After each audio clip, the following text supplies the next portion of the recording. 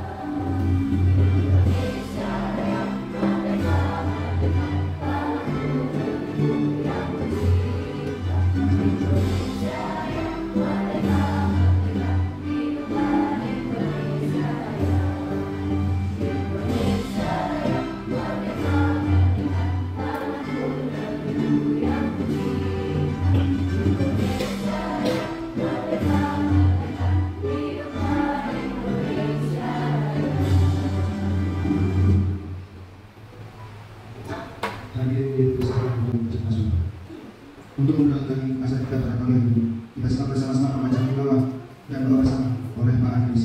Kepada Pak Andris kami persilakan.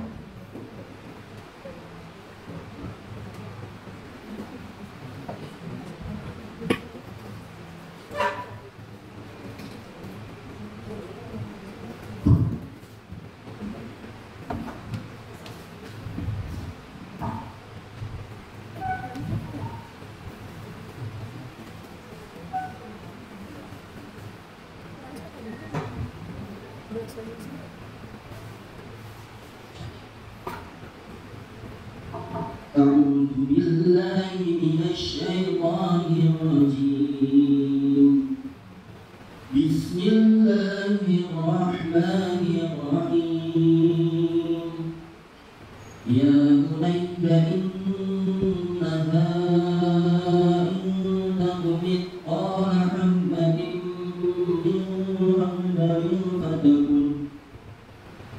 من خردل فتكن في صحيفة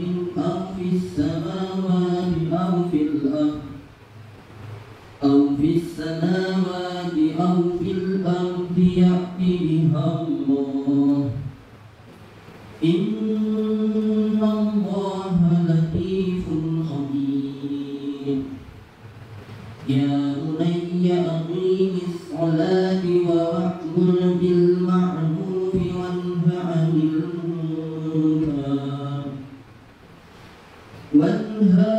المنكر واصبر على ما أصابك إن ذلك من عزم الأمور ولا تصعر خدك للناس ولا تمش في الأرض مرحا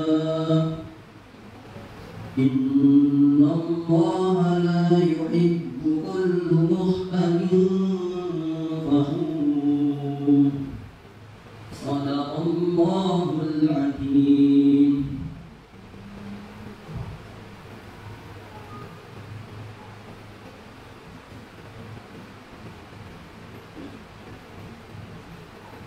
Baik Bapak Ibu selanjutnya kita akan berdoa sejenak untuk meminta doa kepada Allah. Untuk itu kita menundukkan pandangan dan mengangkat kedua tangan kita. A'udzubillahi minasyaitonir rajim. Bismillahirrahmanirrahim. Allahumma shalli ala nabiyyina wa syafina wa karimina wa maulana Muhammad wa sallim wa rahim Allah tabaraka wa ta'ala kulli rasulillahi ajma'in. Amin. Allahumma amin. Hamdan syakirin hamdan na'imin hamdan wafi'an wa yukathir manzila ya Rabbana lakal hamdu kama yanbaghi li jalali wajhika wa 'azimi sultanik. Allahumma shalli ala sayyidina Muhammad wa ala ali sayyidina Muhammad. Allahumma inni as'aluka al-afiyata fil jasad wa ziyadatan fil ilmi wa kamalan fil rizqi wa rahmatan qabla al-maut. Allahumma hafidh 'alaina fi syahadil maut wan najata min an-nar wa aqwal al-hisab. Rabbana la tuzigh qulubana ba'da idh hadaytana wa hab lana min ladunka rahmatan innaka antal wahhab. Rabbana zalamna anfusana wa in lam taghfir lana wa tarhamna lanakunanna minal khasirin. Ya Allah, aku mohon kekuatan dan kesabaran untuk mengasuh anakku.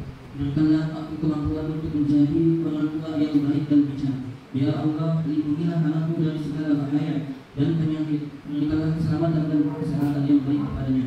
Ya Allah, berikanlah anakku kemampuan untuk belajar dan memahami ilmu yang bermanfaat. Berikanlah aku kemampuan untuk membidiknya dengan baik. Ya Allah, berikanlah anakku akhlak dan karakter yang baik. Ajarkan dia untuk menjadi anak yang soleh, rajin dan bijak. Amin. Rabbana zalamna anfusana wa in lam taghfir lana. Rabbana atina fid dunya hasanah wa fil akhirati hasanah wa qina adzabannar. Sallallahu ala Muhammad wa ala alihi wa sahbihi ajma'in. Subhana rabbika rabbil izzati amma yasifun. Wassalamu ala al-mursalin. Walhamdulillahi rabbil alamin.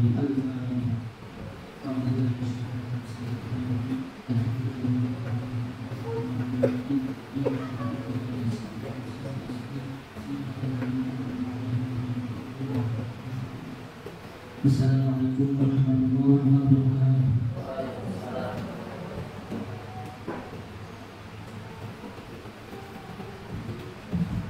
Baik, terima kasih kepada Pak Andres semoga membacakan Al-Quran serta pembacaan doa. Semoga kegiatan seminar kita hari ini diberikan kelancaran dan keberkahan oleh Allah Subhanahu wa Ta'ala. Amin amin ya rabbal alamin. Berikutnya ialah sambutan kepala sekolah SPDI Fatayla kepada Bapak Muhammad Setiawan Permana SPD. Kami persilakan.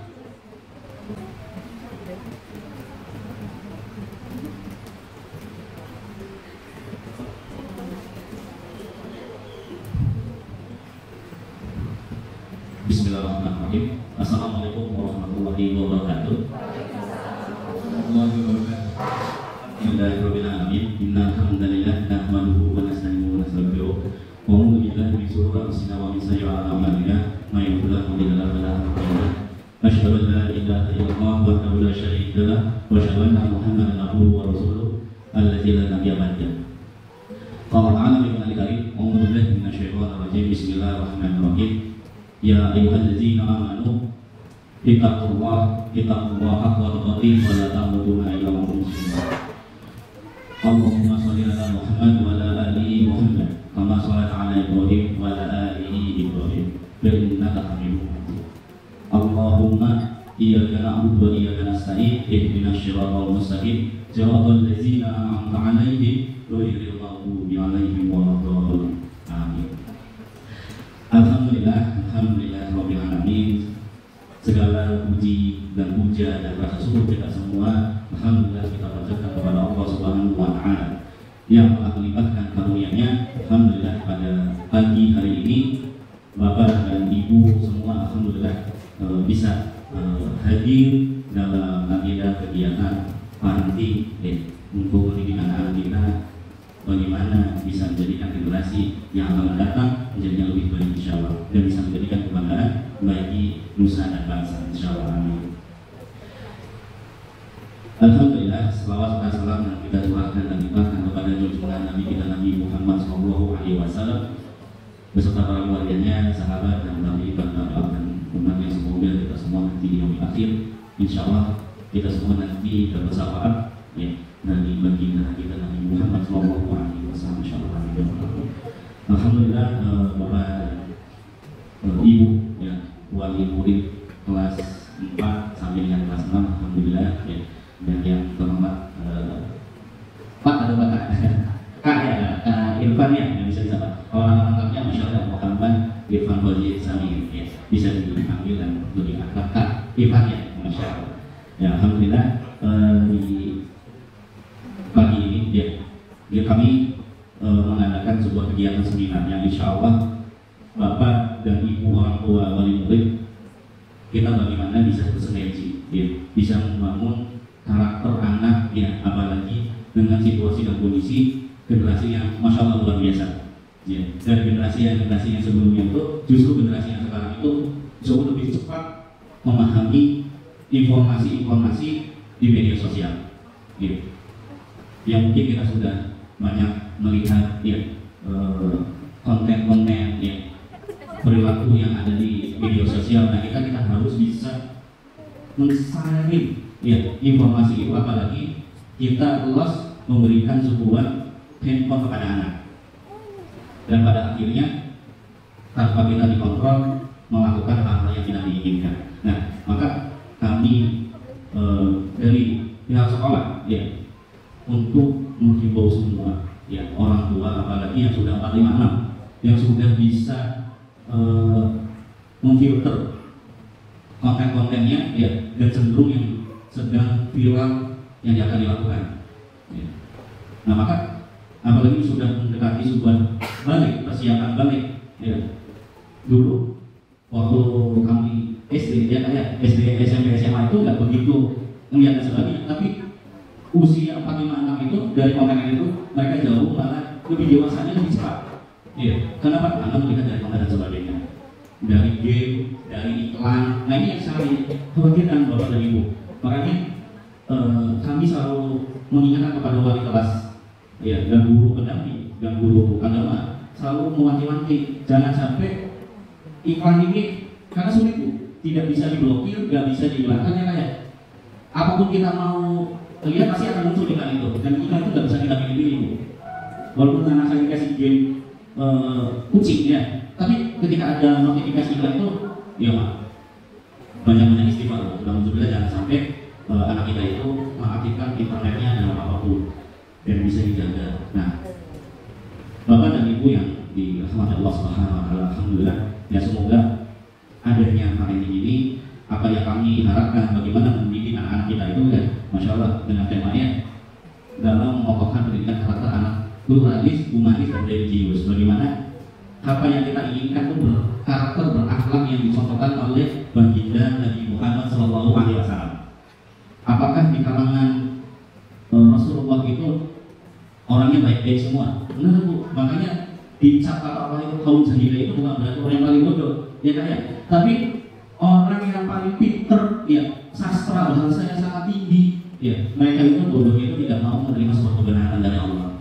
Nah, maka dicap. Maka di sini kita sama-sama biar bersinergi, biar anak-anak kita itu bagaimana sih dalam lingkungan yang begitu luar biasanya, ya dengan teknologi yang luar biasa, informasi yang cepat, semoga kita bisa menjadikan anak yang soleh dan soleha dan bisa berbakti kepada ayah dan bunda, insya Allah mendapatkan syafaat nanti yang asli syafaat. Mungkin itu kan yang dapat saya sampaikan, kurang lebihnya mohon maaf. Ayah bunda, ya alhamdulillah. Terus ya, terima kasih. Wabillahi taufiq. Wassalamualaikum warahmatullahi wabarakatuh. Terima kasih kepada Bapak Masjidul Permana atas sambutannya. Tadi sekalian tiba kita berdasar ini yakni pemaparan materi oleh Bapak Muhammad Irfan Fauzi Samir Alwi SPD MPSI CMH CD dan acara ini hingga akhir kegiatan. Insya Allah akan dibantu oleh Bapak Bintang SPD.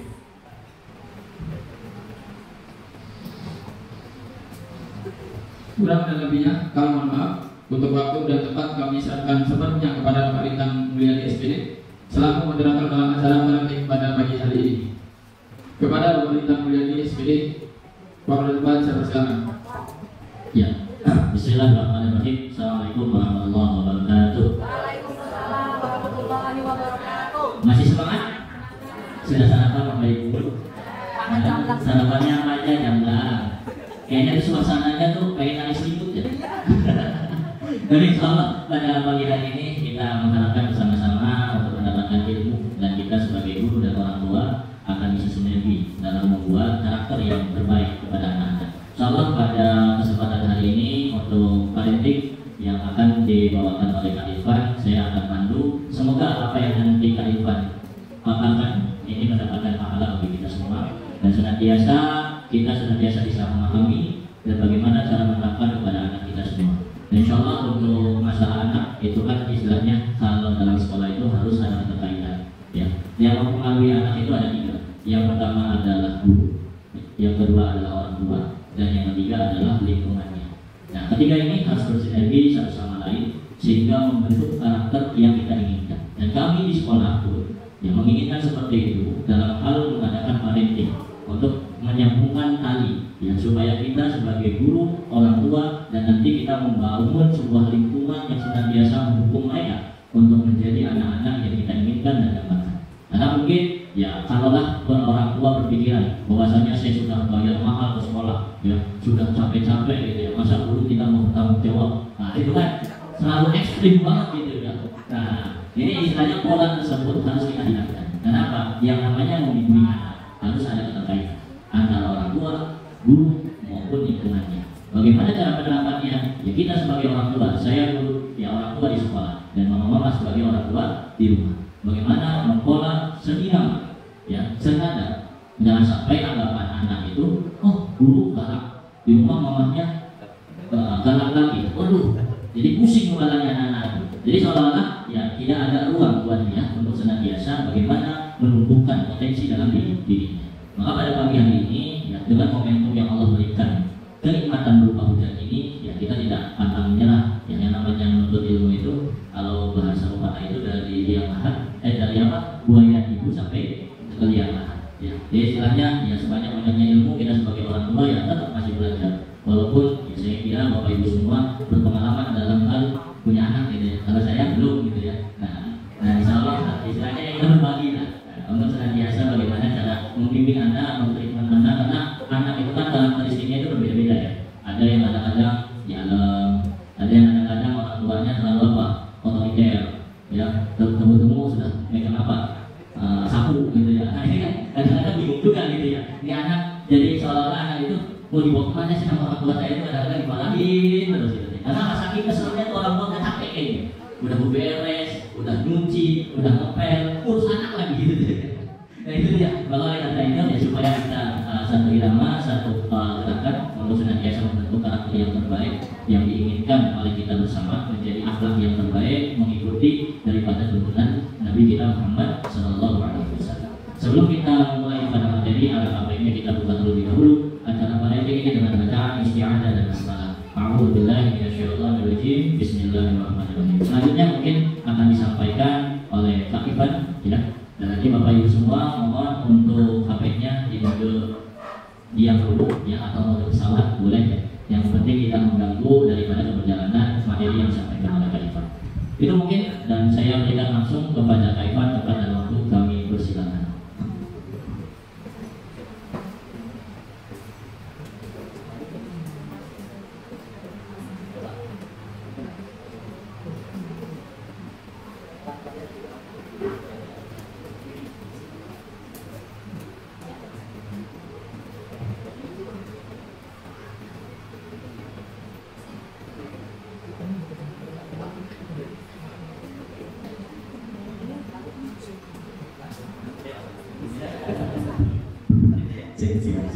Terima kasih di sini Pak Kepala. Bismillahirrahmanirrahim.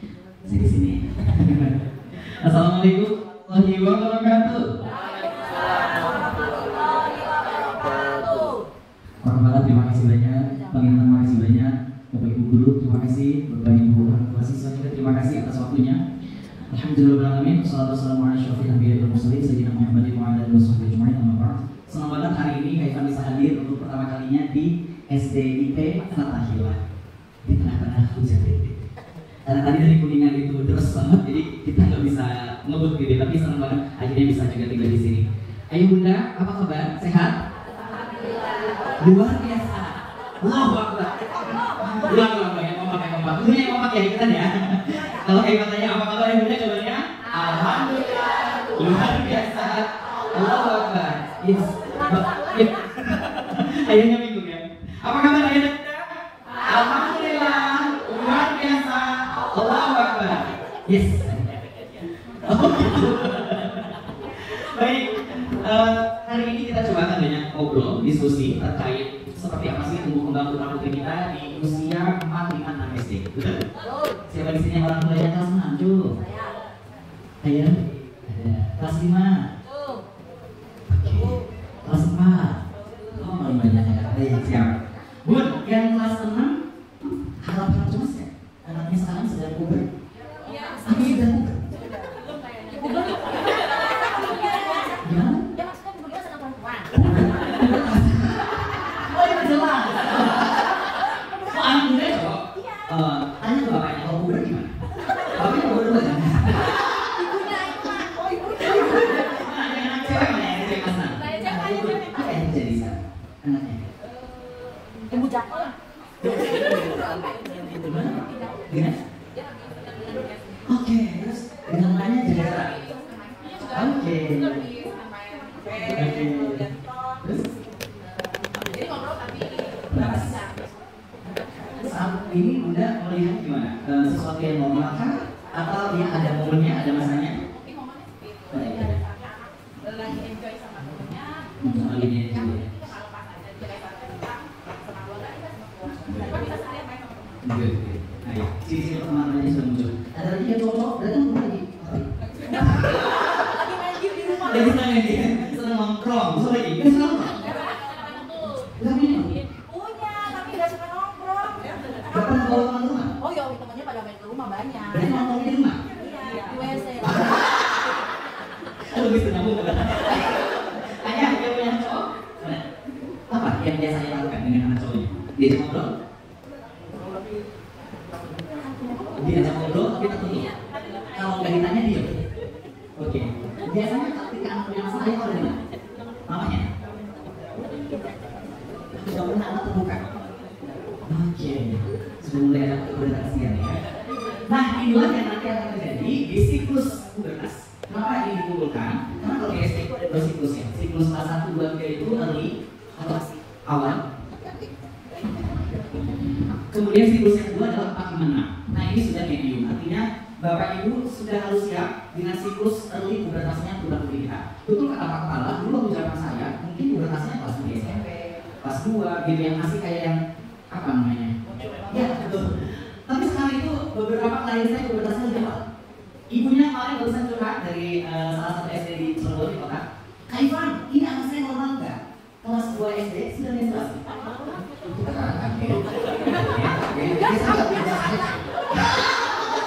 Biasanya kan ini sebenarnya apa gitu. Jadi sebelum ke saya minta cek dulu ke dokter anak. Betul, ke dokter anak kemudian ke bagian hormonal apakah normal atau tidak gitu ya. Ternyata ditemukan hasil bahwa anak-anak sekarang kita melakukan atau melewati fase pubertasnya dengan cepat itu karena faktor makanan cepat saji. Gara-gara bau food. Iya. Mamanya nggak masak. Ya kan? Terus kemudian apa lagi? Gara-gara anak sering konsumsi micin. SD. Cilok, basah, mau endorse ya? Jadi ternyata penelitian mengatakan usia pubertas anak kita menjadi lebih cepat hanya karena faktor makanan itu satu. Yang kedua faktor apa? Faktor open communication. Saking anak sering banget mengakses informasi yang terlalu terbuka, membuat akhirnya hormon-hormon di dalam tubuh anak itu bekerja cepat. Betul kan? Waktu zaman kita susah. Baju-bajuan. Ya karena sekarang beda banget. Oleh karena kita akan bahas bagaimana para orang tua dari dulu dapat mensinergikan pola asuh anak di era milenial. Ayah bunda, kira-kira pola asuh era digital itu menjadi hambatan atau tantangan kita sebagai orang tua? Oke. Berarti bukan putri bunda salah satunya produk pandemi ya? Sekolah di rumah? Belajar tuh? Bener dari PNS ah? Bener kan? Pas udah masuk sekolah ngapain? Tapi karena selama itu akhirnya anak terjun dalam satu zonasi yang tidak nyaman sebenarnya. Yang buat akhirnya anak yang tadinya biasa gadget jadi kebutuhan akan konsumsi gadget. Nah, kita akan cek tantangan atau hambatan. Pertama, situasi di era digital, para orang tua dan pola asuh yang digunakan orang tua dalam pengasuhan, perawatan dan pendampingan pendidikan kepada anak menjadi hal yang sangat penting. Keluarga merupakan unit terkecil dan tempat utama bagi kehidupan anak. Tadi kita cerita anaknya yang sudah mulai pubertas sudah mulai agak jarak-jarak karena dia lebih nyaman dengan circle dan itu normal. Karena pada saat dia gak punya duit dia balik lagi. Pada saat dia lapar dia pulang. Jadi memang ada momen anak menghabiskan waktu itu. Cuma masalahnya ketika pada saat anaknya tumbuh menjadi anak-anak yang mau remaja, peran orang tua yang tidak hadir ini yang jadi masalah. Ada yang mungkin ayahnya jadi bantuin 3 bulan sekali berpulang. Mau kemana? Sulawesi. Pulangnya setiap lebaran. 2 bulan sekali. Alhamdulillah. Tidak ikut 2 bulan sekali. Tapi sekarang apa dia juga 18 saat lama. 18 hari itu anak sudah mulai. Sungguh suami ya. Nah jadi ternyata faktor jarak pun akan sangat mempengaruhi. Jadi saya senang banget kalau setiap hari ada bapaknya karena di pengasihan masih punya pakai ini. Ya sampai selalu bapaknya. Siap. So, Oke. video call dulu. Atau SPG.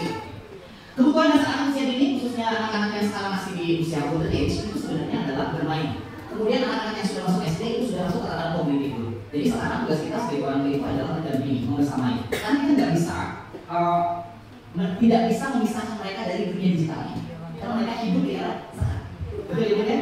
Nah, justru yang jadi tantangan kita adalah kita yang harus update dan upgrade. Gitu kan? Jadi beberapa klien-klien kayak gitu akhirnya mau nggak mau, tapi orang tuanya itu jadi belajar cepat. Karena anak juga sudah cepat belajar. Nah, nanti kita akan bahas plus minusnya. Nah, ini ada pola asuh. Pola asuh anak di era digital sangat penting mengingat bahwa anak menghabiskan waktunya dengan screen time lebih intens. Screen time itu apa aja? Laptop, iPad, handphone, TV, apalagi komputer, pokoknya aktivitas anaknya lebih banyak di screen time. Nah, nanti kita coba akan bedah seefektif apa anak kita menggunakan screen time. Karena kebanyakan screen time itu tidak oke. Oke, kemudian saya akan mengawali dari sini. Oke. Di setiap kesempatan saya selalu bahagia karena yang datang paling banyak biasanya ibu-ibu, mamanya. Mau berapa mama ya? Arisan mama mas. Kumpul-kumpul di seluruh mana? Pasti tapi kompaknya. Oleh karenanya saya menjuluki ibu-ibu kita dengan the power of mother. Kekuatan emak. Jadi kalau emak sudah berkuasa di rumah tunduk. Mau bapaknya mau anaknya lumayan aman. Nah, oleh karenanya kita akan bahas pola asuh ini dari pola asuh ibunya. Bapak selesai ya. Nanti mama dulu ya. Nanti ada bapak-bapaknya ya. The power of mother, jadi kekuatan seorang ibu. Nah, bunda harus bangga banget karena sebagai seorang ibu kita dibekali oleh banyak sekali status ini. Pertama, di agama kita, di Muslim, itu ibu adalah madrasah pertama bagi anak. Al-Um, madrasah kedua. Sepakat pun? Cirinya apa? Emak yang sudah berhasil menjadi madrasah pertama? Ngasih sombong tiap hari? Kira-kira, bunda yang berhasil menjadi madrasah pertama anak, cirinya apa ya? Oke. ibunya mager. Juga keren udah muncul. Jadi kalau Bunda pengen anak-anaknya disini nurut manut sama Bundanya sebagai madrasah pertama, maka terapkan 3F. 3F. F yang pertama adalah being figure. Bagaimana seorang ibu menjadi sosok yang diidolakan sama anak. Ini paling jujur, biasanya anaknya kak kalau saya tanya. Nah, siapa kok mengidolakan? Aku suka Doraemon, Upin Ipin, Spiderman. Saya tanya, kenapa gak suka mama? Enggak, mama aku gak. Mama aku gak nyebelin, mama aku gak suka apa tahu. Dia terus dia ingat-ingat yang jelek-jeleknya. Padahal yang bagusnya banyak banget. Kenapa yang melekat di core memori anak yang kurang bagus pertandingannya? Karena itu yang direkam. Makanya banyak minta ampun, tapi pas salah dia melotot, itu dia. Sehingga menjadi figur berat. Kenapa? Karena ada satu hal yang membuat ibu menjadi susah atau sulit menjadi figur. Karena ibu tidak pernah selesai dengan masalah emosi. Benar? Ada nggak sekali yang terjadi? Tidak pernah. Kenapa? Soalnya anak saya kalau nggak ngomong saya gini, nggak nurut. Kalau orang nggak awas, nanti ayo, nggak nurut. Nggak bisa ayo saya. Udah belum. Nggak bisa. Kita mesti ngomongin mesti ayo. Lihat, ini juga saya bisa. Lihat, ini bagian soleh-soleh. Nanti kalau kayak narik sini sedikit juga ada. Nanti kalau narik sini ada. Kita pindah ke sana. Ya kan? Jadi kalau ditanya, Kak gimana dari manusiawi ibu kan? Ibu sih nanti sekarang ada kakaknya, adik, ada bapaknya, ada tante semua ibu. Repot kan? Tapi masalahnya ibu harus aware sama kesehatan mental bu. Jadi kalau di psikologi itu, cara kita mendeteksi kesehatan mental adalah dengan melakukan alarm ibadah. Bunda kalau mau sakit, terasa nggak? Rasa. Nunggu sakit baru berobat atau mau sakit doang? Yakin? Sakit dulu. Papa, aku sakit. Ayo bapak BPJS, mama diinfus buat. Habis sakit ya udah, habis kendor, baru diinfus. Akhirnya gini. Iya, masalahnya jangan sekali ibu yang aware terhadap kesehatan mental karena dirasa terus. Udah biarin kamu, aku ini sehat. Ditahan, tiba-tiba nurut. Ternyata awalnya kalau sinyal itu tuh kelihatan dari fisikku. Kalau pertama, ciri ibu yang mentalnya agak goyang. Ini ada sini. Udah sini ya. Sadar. Ini baru sini nanti kita sadar. Ciri ibu yang mentalnya agak oleng ya. Pertama, lupa. Sudah mulai lupa. Tadi kan aku cina. Itu oh iya. Sudah, ya kan? Ya. Terus apa lagi? Ibu bisa lupa, ya kan? Yang kedua, alarm kedua, kalau ibu udah seperti itu udah sensitif. Dengan tetangga ngomong orang lain, rasanya begini. Kok apa dari bilang gitu? Aduh, baper, sensitif curiga. Itu lagi ciri mentalnya sudah oleh. Dan yang ketiga, selain pelupa, curiga, sensitif, ini ibu sudah kehilangan kepercayaan sama orang. Terus, jadi kalau ibu curiga sama, gak berselangat, ibu berarti sedang sakit. Sedang sakit mentalnya. Jadi sering-sering banyak loh ibu yang susah sama anak. Enggak kok. Enggak mau ibu. Enggak mau ibu.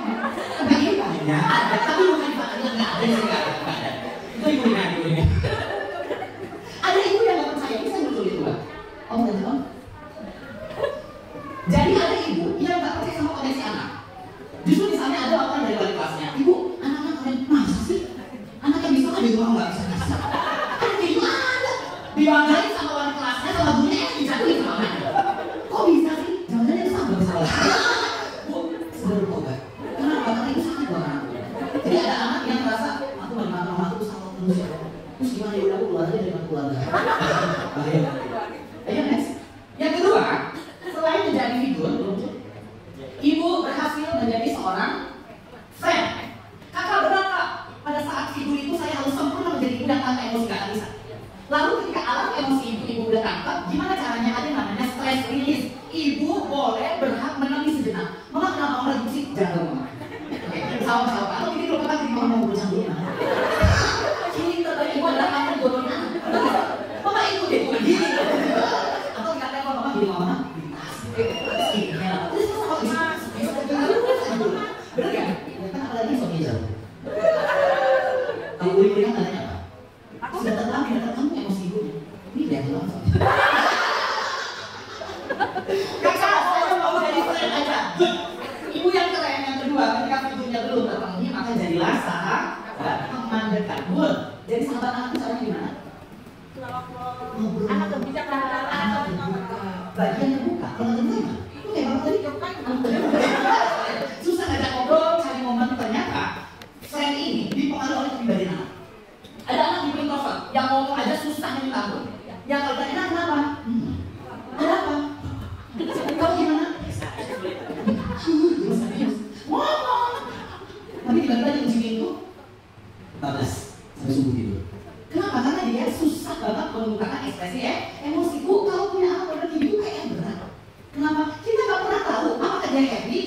dia galau, dia sedang bahagia, maka semuanya flat ekspresinya.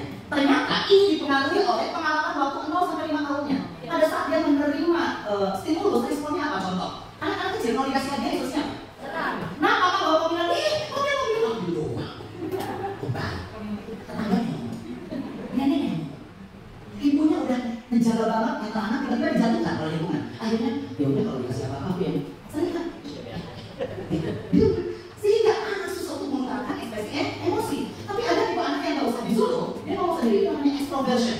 Udah enak nggak punya gitu? Enak. Yakin? Iya, nggak ditanya ngomong, nggak disuruh ngomong. Pegel. Mama kamu cerita punya gitu. Lagi masak kayak nggak gitu. Itu kan jadi nyebelin. Ya, sehingga anak extroversion itu hanya butuh didengar. Ibunya hadir cukup untuk mama dan aku udah nggak usah minta. Oh iya, oh gitu. Terus besoknya cerita lagi. Kan bisa bilangnya. Dari cerita lagi. Nah, karena itu tadi dia butuh banget validasi. Tapi yang keren itu anak tipe ambivert. Ya, dimanapun dia berada dia bisa menyesuaikan diri. Yang tadinya super duper aktif, tiba-tiba dia bisa menyesuaikan diri di sekolah. Yang tadinya tidak aktif di rumah, di sekolahnya belum bisa menyesuaikan diri. Nah, itu yang paling ideal. Sehingga ketika menjadi anak ambivert, orang tua jadi sebenarnya enak. Kapan anak butuh cerita, udah bilang. Kapan anak butuh privasi, udah diam. Nah, ini yang Mas Nanda yang penting. Berusaha untuk tidak sekepo mungkin sama anak. Karena itu akan merebut ruang privasi dia. Jadi kalau pulang sekolah itu jangan langsung turunin nanya-nanya hal yang sifatnya personal. Anak tidak nyaman. Pokoknya Kak, sama saya Kak. Mama kan nungguin, bukan gini-gini, anak-anaknya. Gini, Pak. Anak datang ke rumah pengennya yang disambut dengan baik, karena mamanya sudah melakukan intervention. Akhirnya besoknya nggak pulang ke rumah. Iya. Sedih. Betul. Sehingga kita juga menjadi fair.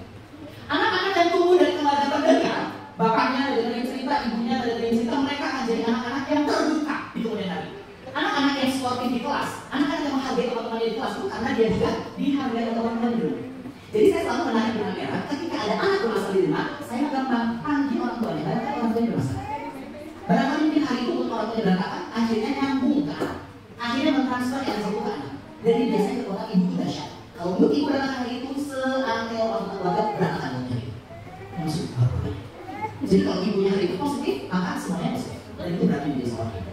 Oke, yang ketiga, yang ketiga itu adalah B, fasilitator. Fasilitator ini adalah bagaimana seorang ibu menjadi orang pertama yang membukakan jalan anak untuk berkembang. Ibu yang anaknya kelas 5 6 sudah tahu bakatnya apa? Ibu udah tahu bakat anaknya apa? Belum ya, karena umumnya anak yang lain ikut gitu ya. Masih berjalan, masih murid. Ibu udah tahu bakat anaknya apa? Nari, ibunya suka nari. Oke, pada saat ibu tahu anaknya suka nari, maka ibu lakukan. Oke, kelihatan prestasinya, minatnya kelihatan. Oh, oke, siapa lagi yang belum kelihatan bakatnya? Wah, ya, akan good. Saya takut. Oh, oke, hafal-hafal ya. Ibu apa? Bakat anak ibu enggak? Ada anaknya, misalkan kelihatan bakat-bakatnya kayak olahraga silat, anaknya. Alhamdulillah. Ibu saya semangat. Aku jangan, aku kasih pakai latihan bapak. Saya ada. Katanya itu jangan makan coba. Nah, Bapak Ibu, ada beberapa beda orang tua. Kerap kali orang tua menjadi fasilitator di kekurangan anak. Contoh, pada saat bagi rapot, anak ibu, anak bapak, nilai bahasa Inggrisnya 9, matematikanya 5. Yang mau dikasih mana? Bahasa Inggris dong, yang 5. Bahasa Inggris dong yang makin jago. Bahasa Inggris, siapa yang suka bahasa Inggris? Aku bahasa Inggris.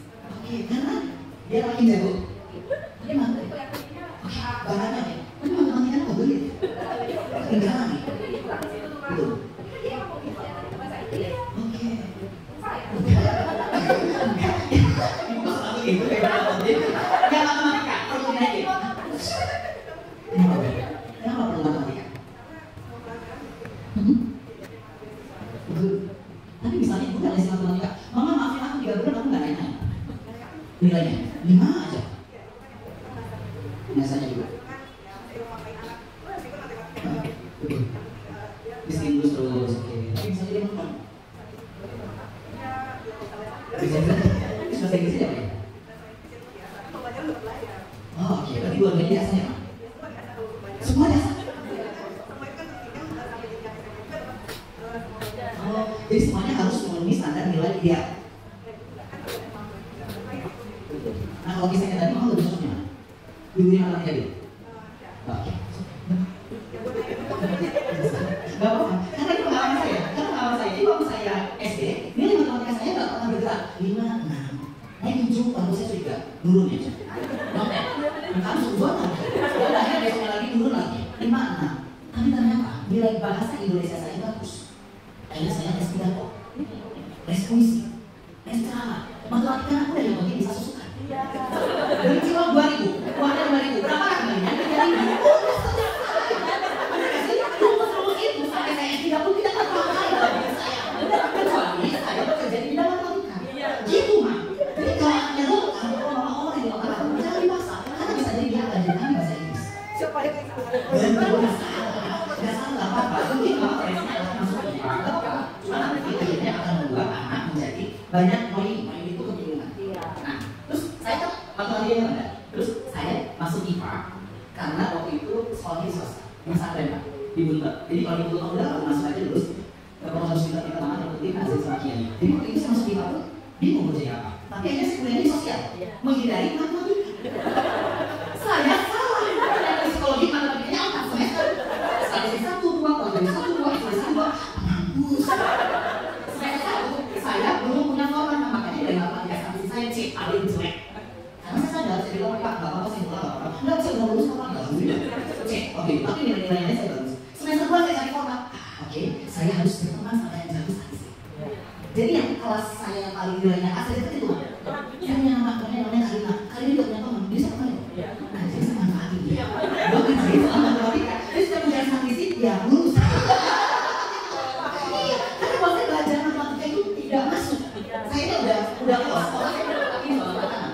Jika ada kerumitan dari situ yang buat saya jadi, oh oke, saya manfaatkan momen teman-teman saya harus ada yang ahli di bidang semuanya. Jadi kalau saya nggak bisa saya ini ya gitu, bantuin nilainya gitu. Jadi itulah yang kita sebut dengan kecerdasan, bukan hanya kognitif. Oh, tapi saya nggak ajarin pengalaman saya lah gitu ya.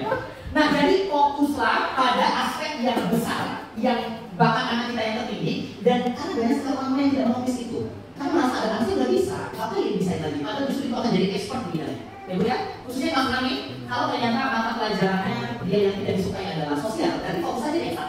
Atau mata pelajaran yang dia paling suka pada sosial, ya udah fokus aja di sosialnya. Oh minimal kita ada nilai minimum, itu cukup. Minimal dia lulus aja mata pelajaran itu, sehingga tidak perlu kita banyak ketahuan. Gitu ya Bun, ini pengalaman kita. Nah 3M itulah yang akan menjadi ibu sebagai madrasah pertama. Yang kedua, kenapa ibu itu sangat spesial? Karena secara penelitian ibu-ibu perhatikan 80% kecerdasan anak turun dari otak ibunya. Bapak sudah ya? Saya mau sama ibu-ibu. Jadi 80% isi otak anak kita itu tergantung isi otak ibunya. Masalahnya, ini masalahnya ada itu ada 5. Ceritanya di TK kita ada screening IQ. Ada anak yang pendiam, introvert, dapat kecerdasan jenius, superior. Saya pikir ibunya mau berterima kasih. Terima kasih ya, alhamdulillah saya enggak. Ternyata kan salah data ya. Bu ini anak ibu, kayaknya enggak deh tapi jadi anak saya. Ibu sih udah setuju banget. Akhirnya saya ulang lagi tesnya dan benar cerdas Bu. Jadi tidak ada korelasi atau hubungan kecerdasan itu pribadi nggak ada. Walaupun anak kita pendiam, jangan ngomong kita lagi mikirin nggak ada. Mikirin apa? Sesuatu yang lebih besar. Jadi jangan sampai nanti bunda terlalu mengkhawatirkan hal itu. Nah, kecerdasan anak itu dimulai dari ibu. Kalau ibu nggak merasa, jangan sudah dulu, cek dulu sama neneknya.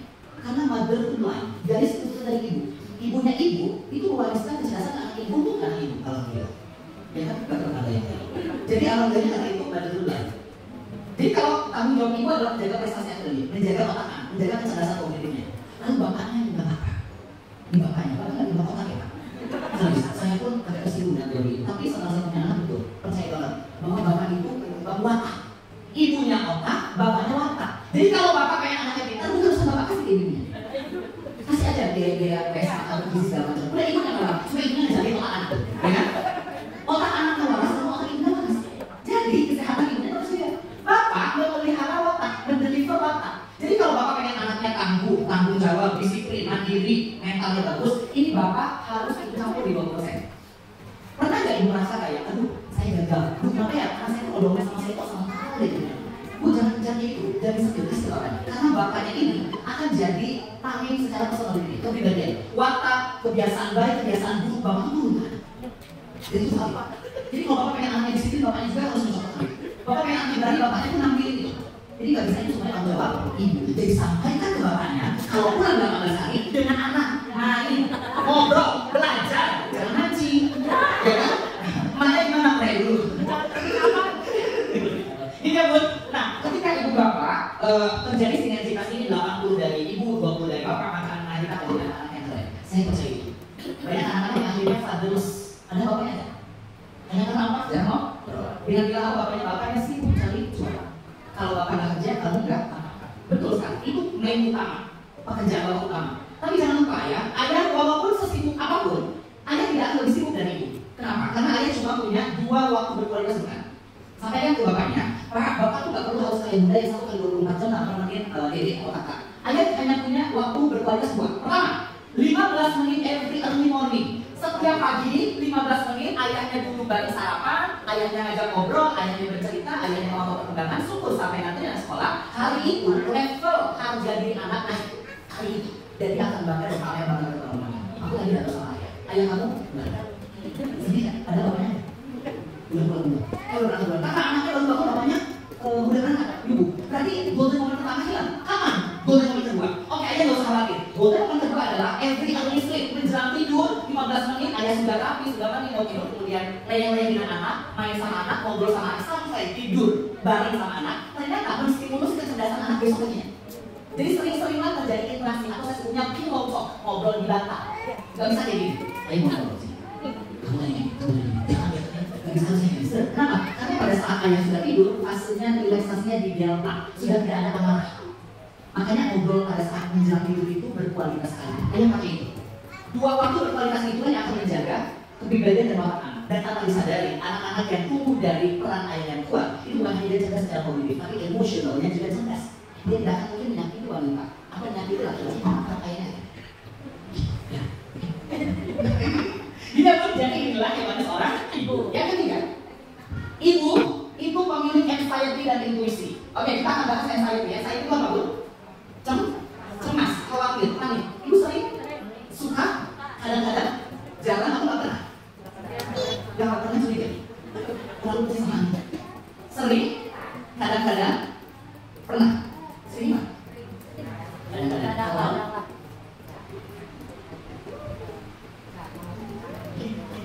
Benar. Ada salah apa? Terus ini kan sesuatu yang nebak ya kan? Ini kan di otak itu bercabang kan pertanyaan ini jangan gitu kan? Anxiety itu kecemasan itu merusak emosi anak. Kenapa? Karena kecemasan itu muaranya dari apa yang dipikirkan, bukan dari anak saya. Kenapa anak saya?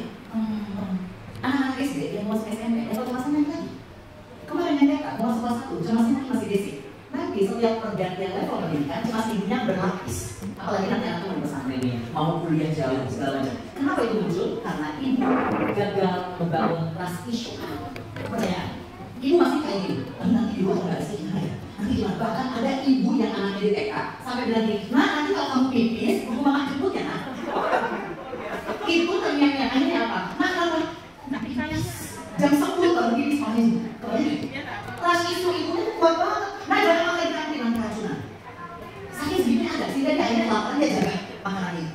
Padahal ketika ibu misalnya mau nurunin cemas, nggak apa-apa bu. Ketika anak di luar rumah, maka aku mau berangkat sekolah, berangkat ngaji, berangkat les, ibu sudah harus merelakan bahwa dia milik orang lain, dia milik guru lesnya, dia milik guru les sekolahnya. Sehingga ibu bangun aja kepercayaan, Bismillah, kalau bikin di rumah keluarga. Betul? Tapi masalahnya ada beberapa ibu yang nggak percaya sehingga bapak harus ditutupan oleh kebudak. Anxiety-nya makin tingkat, makin remaja, makin cemas. Bukan makin cuek, kalau makin cemas. Kenapa? Karena dunia nanti sudah berbeda dari kita. Di luar rumah, lingkungannya, pergaulan segala macam. Tetapi yang hebat soal ibu, even dia punya anxiety, dia punya kekuatan namanya intuisi. Ibu tahu intuisi apa? Feeling so good. Perasaan, firasat ibu itu tajam kan? Yang ngerti, bapak nggak punya ini pak, kita nggak punya ini. Yang tajam itu ibu. Jadi kalau ibu curiga sama anak, udah pasti diri ibu nggak benar, nggak bagus. Tapi jangan sekali-kali kerusak. Hati-hati.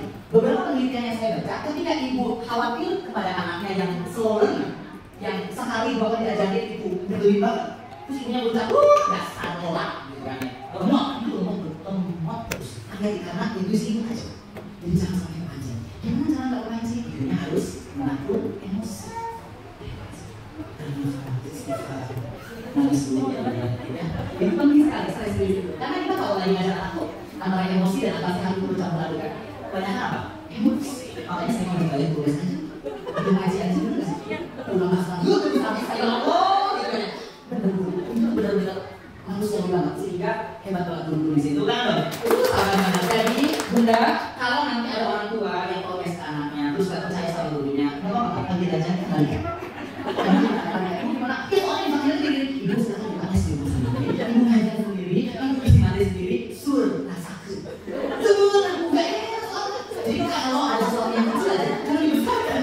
Karena guru-guru itu level sabarnya tidak rata-rata. Luar biasa. Benar gak coba? Kalau secara logika, guru-guru itu baca orang, ajar orang bahkan anaknya sendiri dan ajar. Itu iman protes. Gak bersyukur anak. Suka marah. Karena ini intuisi ibu harus dijaga. Oleh karena jangan sering berucap bu. Kejadian. Saya punya teman sampai sekarang yang ucap ibunya. Waktu itu ibunya bilang, udah saya terima ampun. Sampai sekarang ampun forever. Forever. Dia mau masuk ke sana gagal, mau nyoba ini gagal. Hanya karena ibunya berucap, udah ganggu. Ganggu beneran. Ada yang belum selesai mendukung gue. Jadi ya, bismillah semua hal baik akan kembali. Setuju? Sudah aman, ibu-ibu? Sekarang kita mau rugiin bapaknya. Ada ibu ya. Nah ayah sekarang saya mau tanya ayah. Gimana cara ayah mengasuh putra-putrinya di rumah? Ini ada 3 ataupun 4 yang masalah. Pertama, ada tipe ayah otoriter. Pokoknya harus dengan ayah. Pokoknya kalau ayah belum pulang jangan. Pokoknya. Punya aturan obatin. Apa yang membuat anak di luar sana jadi ide? Kebayang kan anak bisa orang yang pendiam, yang mentalnya ciut itu karena bapaknya terlalu otoriter. Bapaknya terlalu pengennya sesuatu yang baik, tapi akhirnya berdampak ke sini sana. Jadi ayah otoriter yang muncul ketika fondasi agama, akhlak itu juga. Contoh, ayah akan marah kalau kamu telat sholat. Gak bisa. Ayah punya capek nggak sih? Gak bisa. Harus. Kenapa? Karena fondasi moral, mental, kepribadian itu gak bisa pakai lawan-lawan. Bener nggak? Jangan kita dulu. Kurang masalah siapa asal itu, oke? Bener nggak sama ya? Ivan. Ayo bisa. Jangan aja coba. Haji. Bismillah Pak Boleh. Ayo nanti tahu Pak Wajali. Di kota ini aku tahu. Setelah setengah itu, kamu yang tahu. Iya kan? Jadi ayah akan keren banget ketika otoriter itu di situ saya bapak ngajarin apa? Disiplin, tanggung jawab, moral, akhlak, sopan satu itu bukan saya. Kenapa? Misalnya kalau kamu ketemu sama orang di rumah ini, kalau kamu nanti ketemu sama ini harus sholat itu ayah mendasar banget. Otoriter iya. Ayah akan marah kalau kamu belum pulang jam 7 malam. Kok kunci dia datang jam 7:05? 5 menit ayahnya kan nggak kasih lo. Ya gue jangan ya. Biar dia tidur di gas. Biar dia ngerasain oh besok itu reinforcement negatif. Jadi ayah kalau kayak lakukan tapi jangan tiap kali tapi jangan.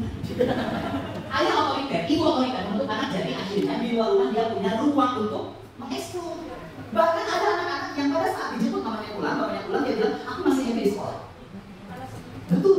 Karena apa? Karena udah balik ke rumah udah banyak aturan. Jadi ternyata bukan nyampe ke rumah, ke tempat les dulu, ke tempat ini nyampe ke rumahnya bisa. Kedua tinggi berkolektor. Karunya kasihan sehingga yuk kita benahi orasinya. Kedua ada tipe ayah permisif. Kebalikannya kalau tadi serba nggak boleh, serba ada aturan, permisif serba nggak apa-apa. Ayah mau ini boleh, ayah mau ini boleh, suruh nggak minta aplikasi.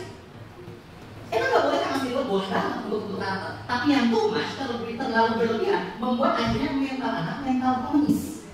Dia akan berprestasi karena ayahnya sepeda. Mas ayahnya lagi ada duit. Dia nggak ada sepeda apa bisa bahasa ini. Nggak muncul internal motivasi karena ayahnya permisif, ibunya permisif. Dan pasti kita bilang kan bapak ibunya kerja buat anak betul. Tapi konsepnya sama. Terlalu memberikan fasilitas yang berupa materi membuat anak akhirnya selalu punya syarat untuk berprestasi. Dan ini yang bahaya. Kenapa? Karena anak harus dilepas. Dia harus punya inisiatif yang baik ketika tidak ada syarat. Misalnya, dia mau masuk SMP favorit. Ya udah, tes aja dulu. Kalau lulus nanti ayah apresiasi misalnya. Tapi kalau nggak lulus ya tes aja. Jadi artinya biarkan mereka sadar bahwa saya butuh itu. Nah gimana caranya orang tua membantuin? Nah permisi membuat anak menjadi manja. Dikit-dikit ngadu, dikit-dikit apa tadi namanya perlu. Dikit-dikit dia nggak mau tahu tentang dunia yang kejadian. Kenapa? Karena terlalu permisi.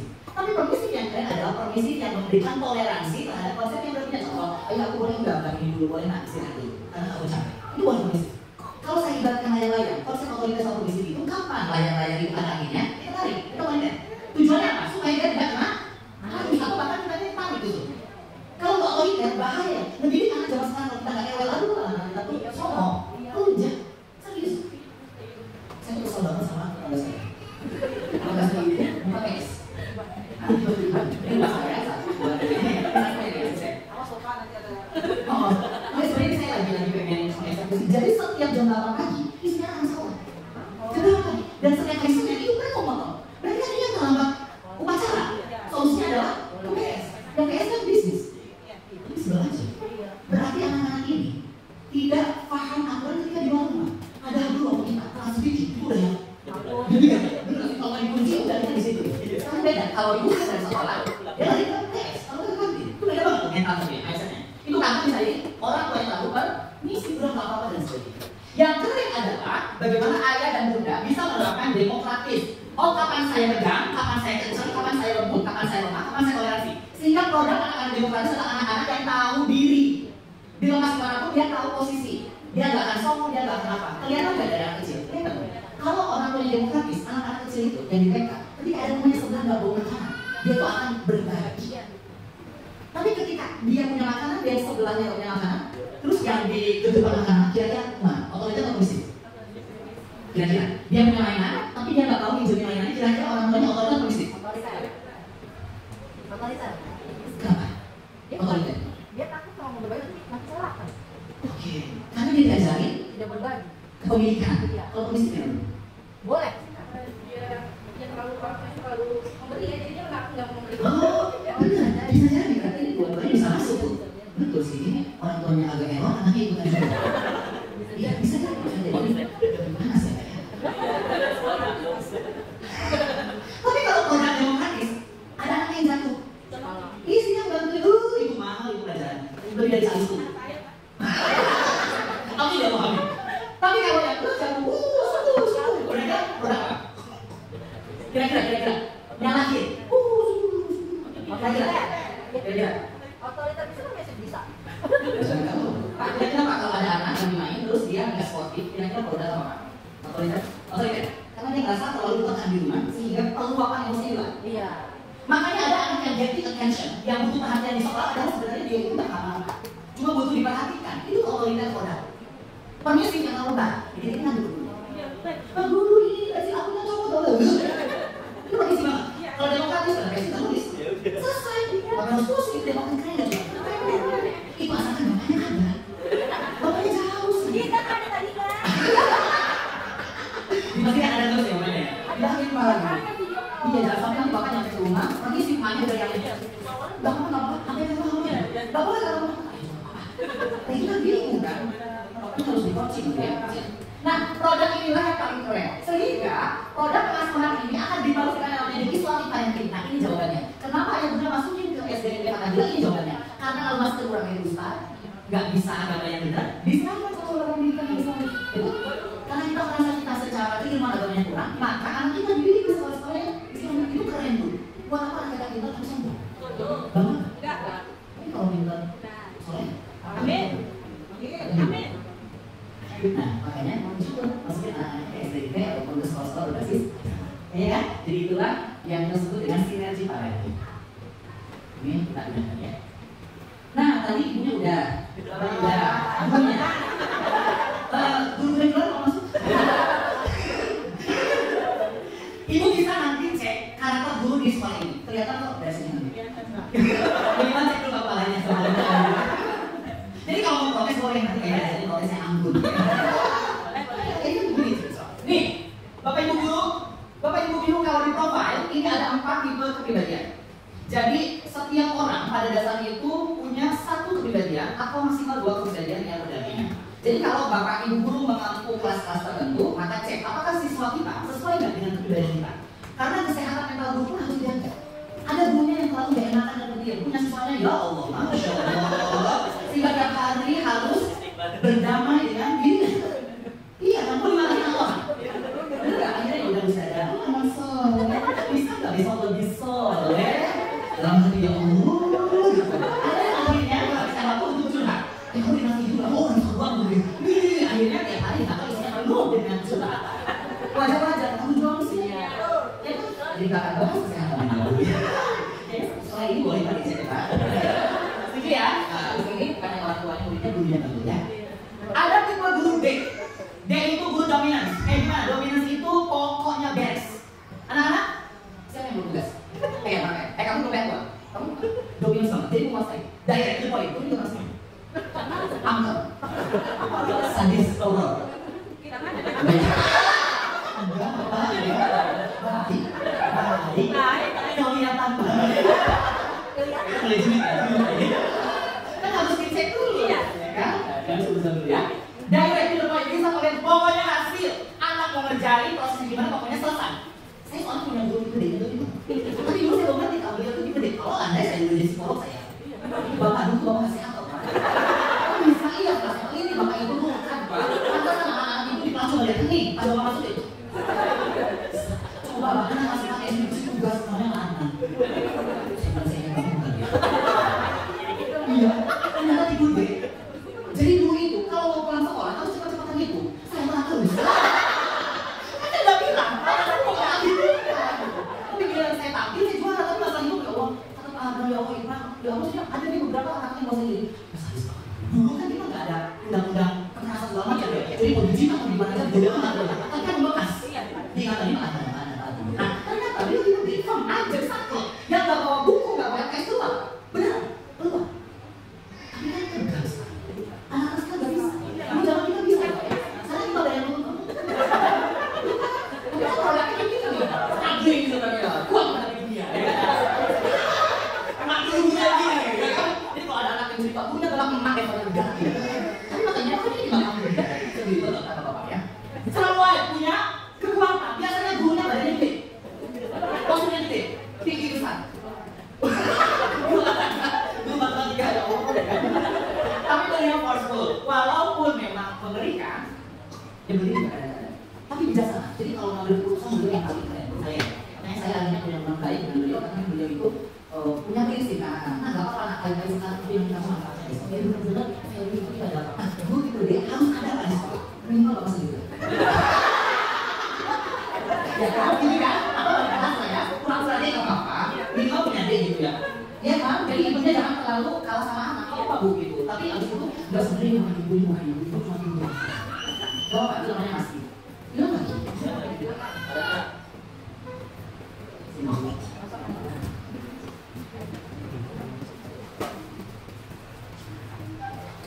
Oke, lanjut. Tadi tipe D udah kebanyakan gurunya saklek, to the point, on progress, on result segala macam. Berbeda dengan guru tipe I. Nah, jadi kalau guru tipe D nggak masuk, anak-anak ketok-ketok. Pak ini nggak masuk, yes, alhamdulillah. Kenapa sakit ya Allah? Udah balik. Lalu coba masuk berapa seminggu? Kita berdoa berapa dia? Ya Allah mudah-mudahan aman. Alhamdulillah seminggu. Begitu berbeda. Tapi beda sama guru tipe I. Guru tipe ini guru yang menghangatkan, mencairkan suasana, guru yang ngomong, influensinya mempengaruhi.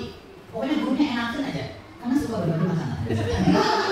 Jadi guru tipe itu outgoing, asik orangnya. Kemudian antusiastik. Nah nggak apa-apa lah itu nggak apa-apa. Tipe I tapi kalau tipe D, awas ya. Bapak 10 tahun nih Pak. Kenapa ya? Jadi ada acuan-acuan. Tapi kalau guru influensi itu nggak apa-apa, optimis. Jadi energi gurunya itu nyambung karena anak-anak yang tadi awalnya dari karena ibunya atau bapaknya aktif. Itu influensi. Dan biasanya ini pakai itu guru-guru kelas 1, 2 SD. Ada yang kelas 1, 2 SD tuh? Gurunya? Ibu kelas berapa? Kelas 1? Mana cuma saya mau lihat mukanya. Boleh dicek. Guru kelas 1? Ibu kelas 1. Sabar ibu ya. Bismillah ya. Karena asosiasi anak kelas 1 itu seperti belajar di TK. Jadi kalau gurunya udah saklek, tegang, gini lo gak bisa belajar anak kayak gimana? Gitu ya. Oh ini ya, karena itu akan buat anak jadi mentalnya apa nih? Menyeleksi guru tipe I harus di kelas rendah. Kelas 1, kelas 2, kelas 3 harus banyakin tipe I. Jangan tipe D. Anak-anak bisa ya kan? Ya, tapi di sekolah ada beberapa anak di sini. Nah, yang itu antusias spirit, wah pokoknya penyemangat gitu. Sebelum masuk kelas itu mereka ya lihat dulu atau apa dulu gitu. Nah, tapi PR guru tipe I itu nggak sabar. Jadi kalau ngajar itu kayaknya cepat selesai. Karena nggak betah di kelas, kayaknya di luar. Gimana kalau hari ini kita belajarnya di sawah, di warung bakso? Oh iya. Karena karakter guru tipe itu senang keluar, ekspresif. Tipe D dikunci gitu. Kalau keluar banyak tuh. Nah, jadi profil tipe I Evan Pimpin harus ada di kelas bawah supaya anak-anak dapat engagement atau ikanan dengan gurunya. Ibu aku seneng ya, bahkan buat serius ini cerita nyata. Ada anak yang sudah 3 bulan di kelas SD pengen balik ke TK, anak-anak guru kelas 6. Aku kan gak pernah diginiin sama ibu guru TK, itu hari TK. Ini di guru kelas 1 SD. Itu cocok sih, tapi ada jualan punya masalah. Jadi kalau sudah kayak bulan, ibu kelas 1 yang mirip, yang charming, yang cheerful, yang menyenangkan ya. Kemudian lanjut ke tipe S. Nah, ini paling banyak biasanya. Tipe steadiness, karena memang jiwa gurunya sudah mendarah daging. Guru yang paling super duper sabar. Ya, even tempered. Guru nggak kayak Muslim. Anak-anak mau lagi di kelas. Ibu guru nggak belajar ngomong.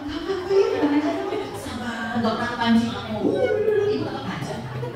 Ibunya berdiri tetap aja. Even tempered. Kalau saya nggak bisa, kan saya tipe I. Masih saya bilangnya kan, rokok di soal ibu.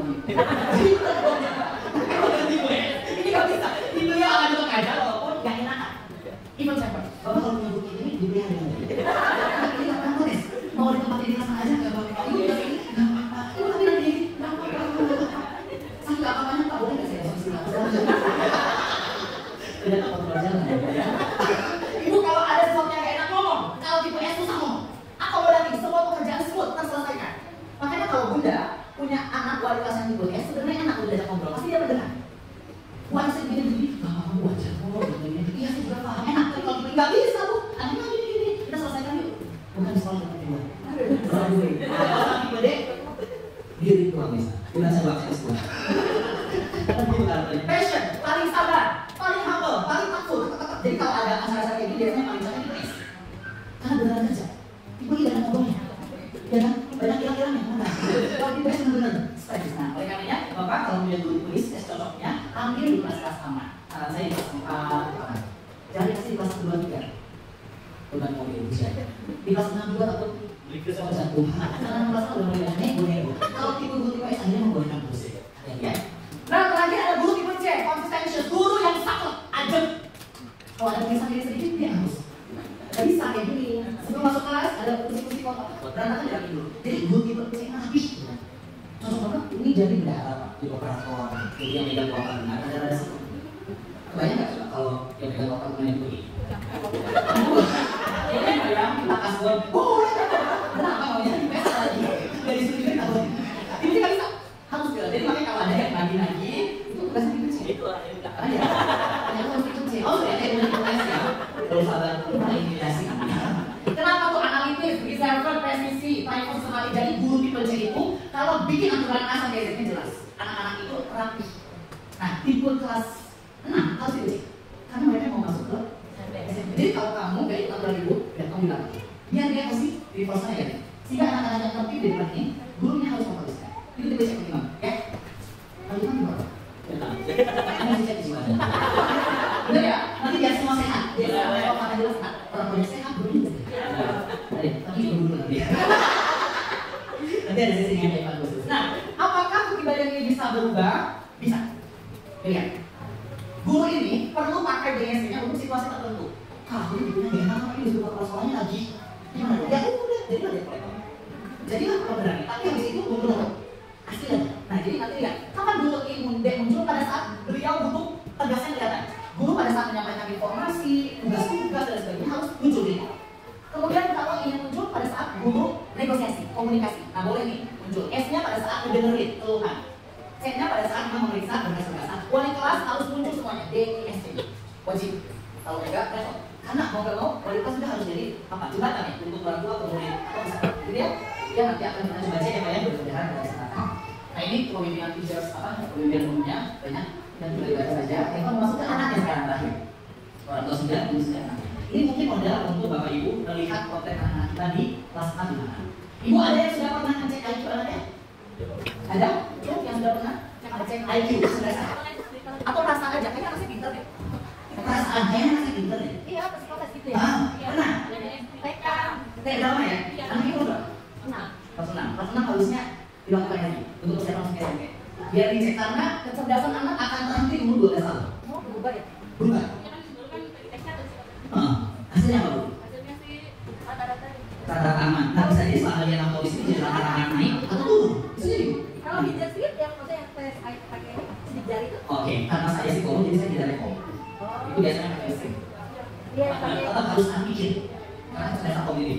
Bu, saat kayak kita di promosi kelas 6 minimal ibu cek ulang. Pertama tujuannya adalah untuk mengetahui borderline batas. Contoh ibu pengen masuk ke SMP, apalagi yang misalnya kan ada standar. Atau ke SMP 2 ada standar. Nah, pada saat bentuk menemukan standar kecerdasan itu nggak bisa egois. Contoh, anaknya cuma rata-rata pengennya ke SMP negeri apa, yang kira-kira itu lulusan anak-anak saintis atau yang gitu. Bu kasihnya anaknya. Ibu bangga, tapi anaknya itu bahaya. Bahkan ini bisa jadi kasus bullying tinggi banget di sini. Nah, pentingnya ibu kontrol kecerdasan itu anak itu supaya ibu tidak zolim kan. Pada saat kita ngambil, oh anak saya kayaknya belum mampu di sana, dia hafalannya lebih bagus, dia udah masukin ke SMP Inggris atau ke MTS yang berbasis agama. Tapi kalau kecerdasan anaknya bagus, bu masukin ke SMP yang high class nggak apa, karena semua elemen unsur pelajaran harus dia kuasai. Hafalannya harus kuat. Itu pentingnya kecerdasan. Ini kita cek.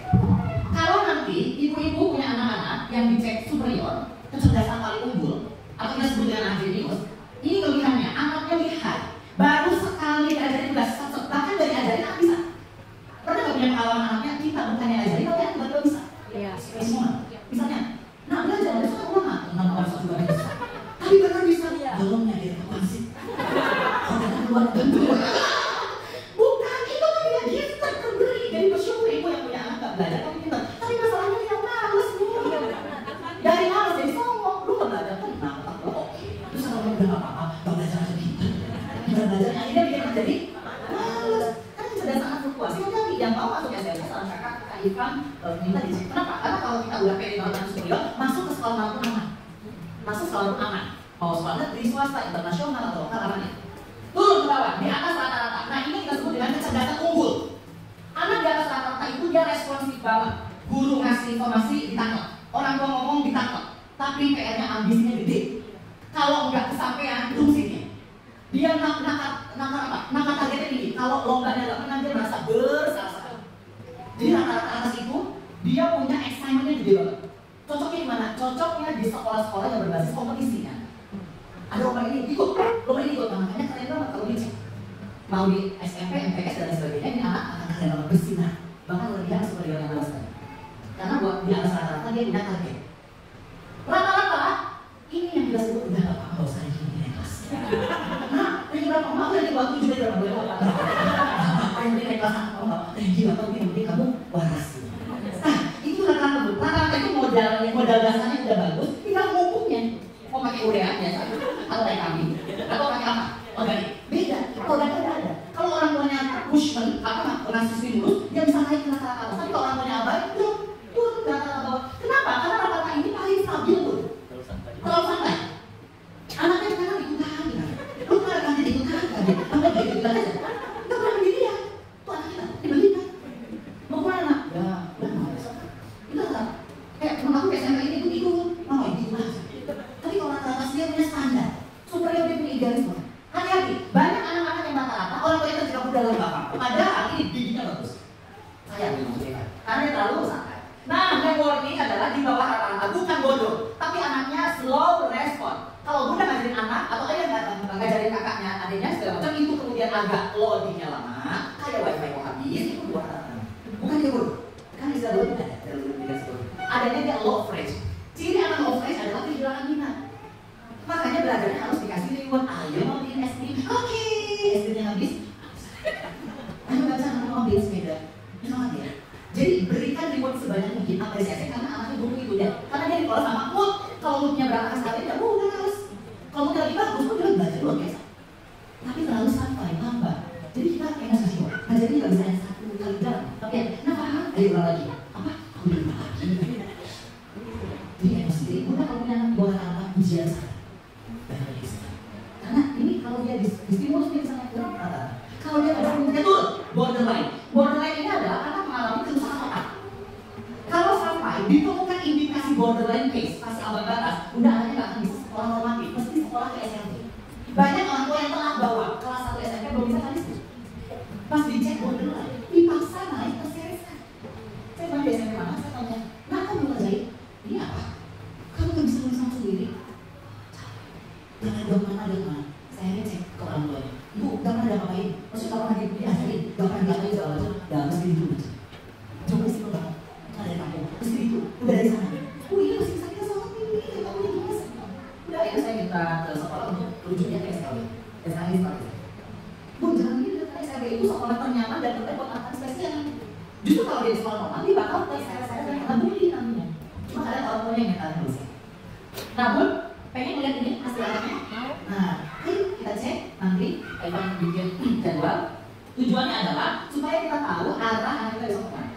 Gitu ya. Jadi nanti silakan wali kelas bisa follow up. Gak lama lah, ini tes kecerdasan itu sekitar 3 jam. Jadi nanti harus di pagi hari itu anak-anak dikosongkan dulu Pak jadwal belajarnya, karena mereka butuh konsentrasi. Terutama buat orang tua yang sudah punya rencana proyeksi anaknya yang masuk ke SMP mana, oke MTS mana. Kan yang kelas 4 kelas 5 boleh kan? Supaya persiapan kelas 6 gimana? Kalau dan sebagainya. Ya. Kemudian apa lagi yang bisa kelihatan dari program assessment? Jadi selain tadi kecerdasan yang terlihat, ibu bapak tahu gaya belajar anak. Tadi ada anak muda yang senangnya melokal Quran, hafal tafsir segala macam. Itu karena dipengaruhi oleh learning style-nya. Kita akan kenali 3 ini. Jangan-jangan bapak ibu belum tahu ibu anaknya apa? Tahu. Tahu. Ibu anak visual. Visual. Ya ini mana sendiri? Ini mana sendiri kok mendengar? Oke, masuk lagi. Lihat apa yang dilihat dengan ucapan dia sih kalau tadi gejala. Tapi ibu, ya Allah, berapa jam yang kayak ini mana-mana bisa. Oke, fokus. Ibu akhirnya adalah anak-anak dengan gaya belajar melihat. Anaknya cocok distimulus kalau lewat tayangan, lewat tontonan, lewat gambar, lewat tulisan, lewat sesuatu yang terasa kelewatan. Anak-anak visual itu sensitif. Bahasa saudara itu apa? Jadi kalau bapaknya ngomong tinggi sedikit dan ibunya ngomong sedikit dan mentalitasnya itu kecil. Makanya guru kalau punya anak visual dan pasti dia yang paling patuh. Dia yang males untuk bergerak, udah kalau dari situ aja. Yang lain pada kemana-mana dia masih di meja aja, di pojokan segala macam. Kenapa? Karena visual itu dia bisa fokus kalau sepi. Oleh karena belajar ilmunya cocok banget kalau di kamar. Tipe B, auditori baru kan dia dan nggak ada anak yang nggak suka kalau ibu gurunya ngejelasin tentang tulis dia cuek sambil gambar-gambar sambil macam tapi ibu gurunya cerita. Kedongeng, ibu gurunya ibu bertutur dia ada dengar pada saat siapa yang tadi cerita ibu dia langsung masuk. Ada dia ada aktivitas itu anak auditori tapi anak auditori perilakunya random, tidak terprediksi semua dewek. Agak sombong gitu sih. Karena memang gurunya galak dia orang tuanya mereka dia dewek. Nah auditori itu karena dia nggak kuat dengan sesuatu yang sifatnya kedengaran. Tapi cocok kalau untuk kepada. Kenapa? Karena sering diulang-ulang masukkan ke core memory dia. Core memory memproses ke long term memory. Makanya kalau punya anak auditori hati-hati, kalau bunda dan ayahnya sedang berantem di rumah, itu anak merekam sampai dia gede. Bahkan mungkin. Jadi kalau punya anak auditori, gimana pas saya berantem? Udah di WA aja. Dan salah saya besok berantem.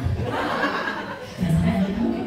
Karena ya, anak auditori itu tingkat cemas paling tinggi. Kenapa? Karena keingetan. Mamanya apa ya? Keingetan. Bapaknya pernah ngomong tinggi, itu kan? Nah, karena auditori itu dia belajar dari indera pendengarannya. Terakhir ada anak yang estetik ini yang dia bisa sisi, nggak bertahan. Dia lebih suka olahraga daripada olahraga. Kayaknya tiap hari pelajaran terus. Sehingga dia bawa stok baju kaos. Karena memang gitu, atau dia duduknya di paling dekat itu supaya, aku mau izin supaya terbalik dia. Karena dia estetik nggak betah. Lalu pertanyaannya kayak estetik yang suka kulit doang gitu kan, yang suka jadi doang, itu kan sama belajarnya. Anak kinestetik itu punya momen tertentu belajar pada saat dia capek. Ibu gurunya ngejelasin, mamanya ngejelasin anak lagi, segala macam, nggak bisa karena tidak akan masuk ke memorinya. Nunggu dia malu dan fasenya sedang rilis emosinya. Tapi masalahnya anak-anak kinestetik belajarnya pasti kan dan capek juga. Coba aku belajar dulu, begitu, karena dia udah capek seharian, mamanya pun capek, akhirnya capek berjamaah. Gimana caranya ya? Ini kita bedah. Jadi anak-anak visual ya. Itu punya kecerdasan majemuk. Bunda sama ayah fokus saja di kecerdasan majemuknya, bahkan anaknya tidak perlu dibandingkan karena mereka udah bawa sendiri-sendiri. Cuma kadang kita yang nggak kalau anak kita itu bagusnya di sini. Orang tuh suka keliru, anaknya ada satu kali senang aku mau itu tuh, padahal anaknya nggak bisa renang. Anaknya nggak suka renang. Kebayang? Anak visual, auditori, kinestetik, les renang. Siapa yang duluan jemput? Gitu ya? Renang seru. Ayo dulu, kebayang. Kinestetik, karena dia teknis, dia nggak berteksi tinggi. Walaupun mungkin benjol lah, walaupun dia tenggelam bola mah. Terus karena biasanya, wih enak siapa yang ngajak? Auditori, balak. Bestinya itu visual gimana? Mama tidur kan? Enak juga. Aku. Akhirnya selama satu jam aja. Lain. Lu gimana? Anak visual contohnya melukis, matematika, cari buku gitu. Jadi jangan kepancing lah. Biar aja. Tapi kalau nanti yang dari kampung beli gitu kan dia suka panas-panasan. Terus gimana? Terlewat pulang dulu. Jadi sekarang fokus aja ke kecerdasan majemuknya. Bunda guru bantu ya. Kalau ngomongin anak visual, fokus di 3. Pertama, anak visual dia itu keren di kecerdasan otak kiri. Makanya dia pemikir, makanya dia sensitif, mendalam. Bukan sama sekali intelijen, kecerdasan matematis. Dia punya kemampuan menghitung bilangan formula apa namanya statistik itu dia. Makanya proses statistik itu tuh itu punya visual. Otak ini lebih bekerja. Makanya pelajaran yang paling cocok buat dia adalah pelajaran eksak visual. Di antara dua yang lainnya pelit, dia suka visual. Yang kedua, anak visual punya spasial. Jadi saking dia diem, ketika dikasih buku, dikasih oleh-oleh, dikasih gambar, dia oleh-olehan. Bahkan anak visual itu keren gitu. Kenapa? Bisa jadi contoh. Anak-anak, hari ini kita temanya menggambar pemandangan. Betul? Kira-kira ibu, kalau kita disuruh pemandangan, gambar apa ya? Oh, gunung, tengah matahari ada rambutnya, jalan dari sawah, awan, ada pohon, ada bunga dari zaman saya dulu. Benar? Mau dicek? Benar? Itu dari mana lulusnya itu? Pemandangan ada pantai, ada bunga, ada apa segala macam. Kenapa harus itu dua? Tapi dia kata gurunya, anak-anak gambar pemandangan. Ada anak yang gini. Gambar anak usaha ombak. Tsunami Aceh. Itu cerdas ya. Anak cerdas spasial itu out of the box. Itu sama yang lucu, yang lebih lucu. Ada anak di kita mewarnai daun. Kebanyakan daun apa? Hijau. Buat kita yang umum. Anak ini warnanya merah kekuningan. Ternyata itu daun busuk. Atau daun basah. Gurunya kalau nggak ngerti masih marah. Dari mana ini? Justru itu spasial. Ya karena dia spasial, makanya dia otaknya dia bagus. Jadi harus ditreatment anak-anak ini punya kecerdasan imagery yang bagus. Terus berikutnya ada anak spasial yang tengah. Dia kalau ngomong dia nakal. Sehingga sehari-hari pulang sekolah dia punya buku diary. Hari itu dia lagi berpikir. Dia tulis diary. Cinta diary. Hari ini mama belum kan. Terus tiba-tiba pas dia punya ngeliat, dia udah bisa bikin novel. Spasial punya kecerdasan nulis. Makanya kalau ada anak, ini lagi jelasin, terus dia nulis sendiri, dia lagi mengekspos spasialnya. Dia biarin aja. Biarin aja. Kalau dia OS bebas. Jadi itulah kecerdasan spasial. Cuma punya anak visual atau kiri. Dan terakhir, anak spasial, anak visual punya namanya intrapersonal. Kecerdasan mengenali dirinya. Makanya anaknya susah ngomong, susah berinteraksi. Ditanya, kalau di mata dia punya teman nggak? Punya, mama berapa? 2. Mawar melatih. Semuanya happy sampai kelas 6 kayak gitu. Kenapa nggak sama Jika? Kenapa nggak sama sendiri? Enggak, mereka jahat. Mereka jahat itu. Anak-anak visual itu memilih. Karena mereka sadar. Kalau dia udah pernah dibully, disakiti, dia eliminir dirinya. Karena dia punya intrapersonal. Makanya anaknya misterius. Karena dia dibutuhkan sendiri. Nggak apa-apa kalau dia bikin negara misalnya. Bikin apa? Pokoknya banyak hal yang gitu. Hati-hati, punya anak visual wajib diajak ngobrol. Tanya, nah hobi lu today apa yang merasa sekarang? Iya. Karena aku nggak ada apa-apa. Tapi enggak kayak kalau kamu itu dan maka kamu kan. Kalau kamu sedih kan, misalnya ibu terus gali ya sih. Karena dia kok dia pakai ngasih informasi diri kan. Ya kan? Jadi seperti itu. Jadi sering-seringlah taci gitu, tapi di momen yang pas. Di momen yang dia udah benar-benar membuka dirinya. Jangan memaksakan, kalau bermasalah punya lagi kan. Contohnya apa anak ini lomba? Lomba yang sifatnya saintis, calistung, sifatnya grafis, sifatnya apa? Gambar apa? Lukisan, tapi yang tidak ada penontonnya. Jadi kalau lomba itu karyanya aja, sama gurunya sama juri 3 orang tuh. Kalau ada penonton yang kalian setuju, karena visual itu teknisnya enggak. Mungkin dia sudah hafal tidak, tapi dia lahir. Assalamualaikum warahmatullahi wabarakatuh. Karena dia mengambil resikonya enggak, cari aman. Makanya karya yang dimunculin, hasil karya yang dinilai. Makanya dia anak di belakang lah. Ya, cocoknya masuk jurusan sains, IPA, teknik, itu yang anak-anak ibu calon dokter, calon peneliti, teknisi, ini yang anak-anak. Kalau ibu pengen anak-anaknya bergerak di umur saya, IPA, ini anak-anak visual juaranya. Anak saya nggak hidup gimana kak? Anak auditorium, jangan pernah jadi dokter. Jadi apa dia? Jadi provokator. Iya, anak saya auditorium paling makanya dia mau saya. Kalau anak saya nggak sekolah, dia nggak sekolah. Karena dia mau kerja luar biasa. Nggak pintar sih, makanya hitungannya bukan anak auditorium musuhnya hitungan. Yang lain udah bisa sampai 20 dulu, anak saya 19, harusnya 20, 19, 19, udah 19, 19, akhirnya itu bukan, karena otaknya bukan kiri kanan. Otak kreatif, otak bahasa, anak auditorium itu jago ngomong, pembendaharaan katanya banyak, hafalan bahasanya bagus, makanya cocok di les bahasa. Tanpa sadar, anak mengakses itu yang bahasa Inggris, anak tuh hafal, nggak diajarin. Gimana kalau diajarin? Tanpa sadar, anak auditorium adalah anak yang paling banyak bawa oleh-oleh kata dari luar. Itu auditorium sekolah nggak berani.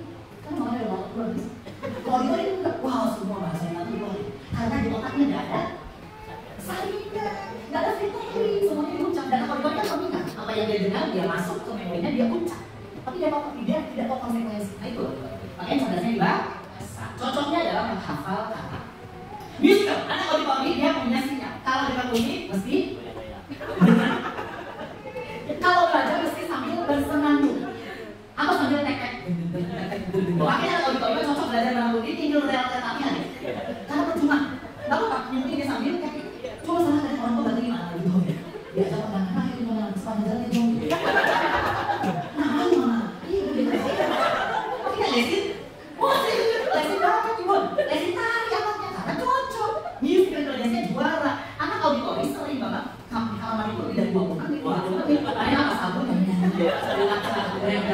karena mentalnya juara. Anak kalau mau ikut apapun, gak apa-apa, yang penting mau baik maju. Nah, mau apa yang mau wakili sendiri, makanya mau maju. Udah mau mental aja, walaupun isi otaknya ngomong, tau gak? Tapi dia tidak siapa kopi, tau gak? Tapi dia mentalnya juara. Cocok ombak, puisi, pidato, kirok, botal, apapun yang kira-kira mentalnya dipertaruhkan. Dan yang terakhir, anak auditori ini, kecerdasan spiritualnya paling tinggi. Walaupun anaknya sembrono, anaknya random, tapi untuk urusan kesolehan auditori juga. Secara penelitian, ada 3 anak yang lain. Visual, auditori, kinestetik. Tiba-tiba azan turun. Allah, yang turun siapa? Auditori. Karena auditori mengasosiasikan azan turun dengan muka mamanya yang serem. Guru yang itu harus auditori minimal jadi pasar. Makanya kalau punya anak auditori, doyan gadget tadi gampang. Setel aja alarm panggilan. Nah, auditori, jadi 30 menit dikasih alarm menyeramkan itu. Yang terjadi bukan ini yang tapi hanya susah. Apa yang pak? Kenapa jangan capek? Karena dalam rangka memodifikasi perilakunya. Anak auditori itu harus ada sosok figur otoritas. Ini kalau sama budaya ngomongkan bapaknya ngomongkan neneknya ngomongkan aku. Harus ada penyosok figur. Jadi kalau dia ngomongkan ngomongin misalnya. Jadi harus ada penyosokkan. Kalau enggak dia diambil semua dia. Itu auditor. Kapan belajarnya dulu dia mau? Ada nggak apa-apa itu dia. Terakhir kinestetik. Ini kinestetik barat ataupun namanya auditori sama kelakuannya. Jadi kalau di kelas itu ada auditori sama kinestetik sengaja. Siapa katanya visual? Kalau belajar siap. Aku kan lagi belajar. Udah pasti gurunya istighfar. Kenapa? Jangan sampai di satu kelas isinya kebanyakan auditori kinestetik. Malah nih. Jadi kalau udah bilang asik kalau ada siap, memang ini dia objek ini. Jadi visual di luar. Makanya nanti, siapa bapak? Pada saat awal ajar baru, ini salah. Anak-anak dalam satu kelas itu komposisinya itu 60% harus anak visual. Lebih dari setengahnya harus anak visual. Dia anak visualnya banyak kan? 20-20-nya auditor yang visual. Dicampur. Kenapa? Karena tidak anak visual baru bisa mengumpulkan kelanjutannya untuk menghadapi satu auditor. Contoh, pensil visual diambil. Visual akan nanti kan? Dan apa-apa tapi dia bilang, masih tahu ya? Iya, aku juga kamu iya gitu. Pasti nggak betul. Jadi sebegitu mental anak visual itu harus dikuatkan. Makanya kalau nanti ada pembagian kelas, bunda titik. Plus yang nanti mau masukinnya SMP. Kalau anak visual, wajib ibunya, bapaknya titik ke gurunya, bu kalau misalkan saya bangku yang paling depan. Ini guru di belakang ini. Ini fenomena mau masukin SD. Anaknya dapat jam 7 hanya dah buku. Makin itu. Karena konsepnya betul harus anak visualnya di depan biar akses informasinya dapat. Kalau dia tahu di belakang dia distract terganggu. Lalu auditor gimana? Kasih pengantar manis. Manis gimana kalau anak visual lagi ini? Apaan sih? Oh, lagi itu belakang. Kita sakit nggak usah diganggu. Serius, dia boleh sehat adek di pinggir atau adek kok malah yang sental terserah dia. Jadi bunda nggak usah khawatir. Pokoknya kita boleh bantu dengan. Gini tadi kenapa? Karena memang dia baru gerak. Pelajarannya sesuai cuma 1 olahraga. Ini kalau pelajaran olahraga disuruh ibu kan nggak bisa. Karena dia full driver energinya nggak habis. Kalau habis kapan habisnya BS? Cici lagi tidur. Nah, makanya itu energinya banyak. Anak kita seperti itu terlalu ini ya, terlalu memforsir. Hati-hati kalau anak kita sudah sakit agak repot. Karena kalau ibarat casnya habis saya, lebih cas bulanan itu lama. Tapi anak yang habis dalam izin sekolah, karena kalau sakit sekolah, auditori izin terus. Iya. Kita setting ada gitu. Nah, jadi anak-anak yang tadi itu cocok banget kita testing yang namanya karena motornya bagus, atletiknya bagus. Yang kedua, anak ini kecerdasan kinestetik itu yang kedua adalah kecerdasan interpersonal atau kecerdasan sosialnya bagus. Kinestetik memang nggak pintar pun, tapi dia pintar bergaul. Dia pintar menjaga hubungan dengan teman, lingkungan. Bun, kalau punya kinestetik mau di pesantren ini juga aman, mau di asramain aman, mau pindah rumah aman, cepet adaptasinya.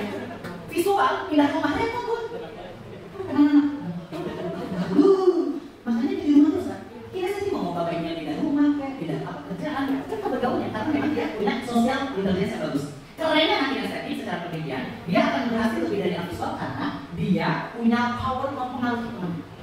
Makanya selain provokal auditori, kinestetik juga tes. Yang mempengaruhi terus dia yang punya keberanian tampil, jadi cocok banget kalau jadi ketua kelas. Bayangin nggak kalau ketua kelas yang visual? Kita tuh mau ada iuran akhir bulan, visual lagi dong. Teman-teman, sekarang kita mau iuran, ada yang mau bayar? Nggak ada. Oh, oke. Ya saya teman-teman, sekarang jangan iuran. Mau bayar nggak? Oh iya, mau bayar. Kalau nggak usah. Kita tadi punya keberanian tampil karena dia mempengaruhi dunianya, sosialnya. Oleh karenanya pun, Kak Ivan bibitnya punya anak biasa, mungkin dia secara kerja nggak bagus. kurang bagus seperti saya kan biasanya. Tapi saya membangun relasi dengan baik, saya bersahabat dengan baik. Makanya walaupun saya bukan matematika, walaupun saya bisa bahasa Inggris sama bahasa Inggris, yang penting kita membangun hubungan. Kenapa? Karena kinestetik ini yang paling sering rajin nanti ngomongnya. Makanya biar fokus, biar itu asal-asal. Itu rumusnya. Memang saya contoh. Nah, aku kalau belajar tentang aku udah kerja sama ini, saya belajar visual. Soalnya kalau nggak dikerjain itu memang visual, diancam. Nah, oleh karenanya anak kita dibangunlah jadi untuk membangun hubungan. Yang akan menyelamatkan dia ketika lulus sekolah ini kinestetik, Bu. Kita pernah punya teman dulu mungkin visual banget, pas lagi ujian cek. Dia tuh berani, dia dong visual banget. Tapi kinestetik mah, oh lihat nih, nggak bisa nyontek. Saya banget itu soalnya nyontek, tapi waktu saya visual tuh. Tapi ternyata kalian lebih baik. Ternyata hidupnya lebih baik. Ternyata dia pelit. Ternyata kehidupan sosial lebih penting untuk kita. Tapi bukan berarti aku tidak berprestasi. Sering. Tapi kalau boleh milih, kayaknya kinestetik lebih oke. Karena dia membangun adaptasinya oke. Dan terakhir, anak kinestetik dan kecerdasan yang hidupnya sama auditor musola. Naturalistik intelijen. Sahabatnya bukan hanya dari kalangan manusia. Hewan, tumbuhan, makhluk halus juga berarti benar. Kinestetik pada siapa bro? Ada nih juga. Ada juga. Saya punya soalnya ibunya anak kinestetik, saya dia masih cerita tentang kejadian di sekolah. Semuanya percaya nih. Padahal sebenarnya dia sedang mengungkapkan iman dirinya. Nah, karena saking beraninya anak kinestetik itu segala sesuatu cepat rusak. Dia barang rusak, baju cepat rusak karena memang dia geraknya aktif. Tapi masalahnya, kalau orang tuanya alday punya anak kinestetik, lupa sarapan, lupa ini. 2 jam pertama anak kinestetik menghabiskan energinya 60%. Jadi bukan dagang, tapi otoritas dulu. Keringatan anak visual, nyimpan energi sampai selesai. Nah, kamu bakalan lakukan di masa depan ini besar visual. Jadi sama anak kinestetik, punya kancing banget segala macam. Nah, visual katanya biarkan itu menjadi saya yang lain. Namun, pengen tahu nggak anak-anaknya ada di mana? Ya kan? Nah, nanti ketika misalnya sudah dicari tahu, kita cocok ini orang tuanya otoriter, nantinya belajarnya biasanya visual. Kemudian kecerdasan manusia muncul ini, gurunya harus tipe S. Tuh lihat, orang tua yang permisif, anaknya auditori. Gurunya harus tipe C atau D. Kemudian orang tua yang demokratis, anaknya jadi kinestetik, gurunya harus tipe I. Ini kalau dilakukan keren banget. Biar guru sama orang tua tidak ada dusta di aja. Percaya, oh berarti anak saya kecil itu aku udah mikir. Oh iya, bukan belajar gitu. Ada orang yang protes angka belajar budidaya. Sehingga guru tidak perlu punya beban moral ketika dikomplain orang tua. Orang tua juga tidak setuju. Oleh karenanya pentingnya sinergitas peran orang tua dan guru. Selesai materinya. Itu yang bisa saya sampaikan. Setelah ini nanti akan ada tanya jawab diskusi. Tapi yang paling penting adalah terakhir ya yang saya sampaikan. Ini yang kalau kata selesai dulu. Bunda, dalam kondisi apapun di era sekarang kita tidak bisa memaksa anak kita menjadi versi terbaik kita. Dulu mungkin kita suka bayang-bayang. Nah, kamu ambil kedokteran, mama dulu bagus. Jadi susah. Kamu jadi camat bapaknya, kepala desa.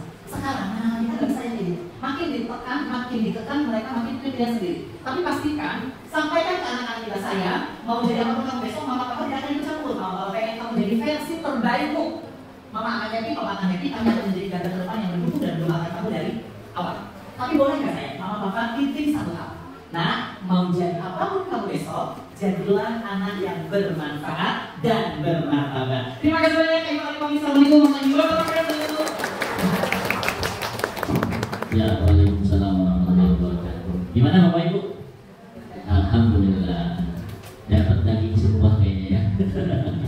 Jadi kita akan tahu bagaimana cara mendidik, mulai daripada kita sebagai guru, nanti orang tua sebagai orang tua di rumah, dan memahami karakter anak. Itu kan berbeda-beda. Saya sudah dijelaskan secara jelas dan lugas. Tinggal bagaimana cara kita ke depannya memperbaiki dan meningkatkan kualitas dalam diri kita pribadi masing-masing. Nah, mungkin untuk selanjutnya, ya, apalagi melihat karena waktunya mendekati azan zuhur, ya, kita batasi untuk pertanyaan hanya 2 saja. Maka dari sini dulu deh, nah, boleh. Assalamualaikum warahmatullahi wabarakatuh. Sekarang saya Mbak ini, saya mau bertanya tentang, saya kan punya anak 3. Yang di SD sini 2, yang terlihat itu satunya visual dan yang satunya auditori. Tapi saya kayaknya punya problem.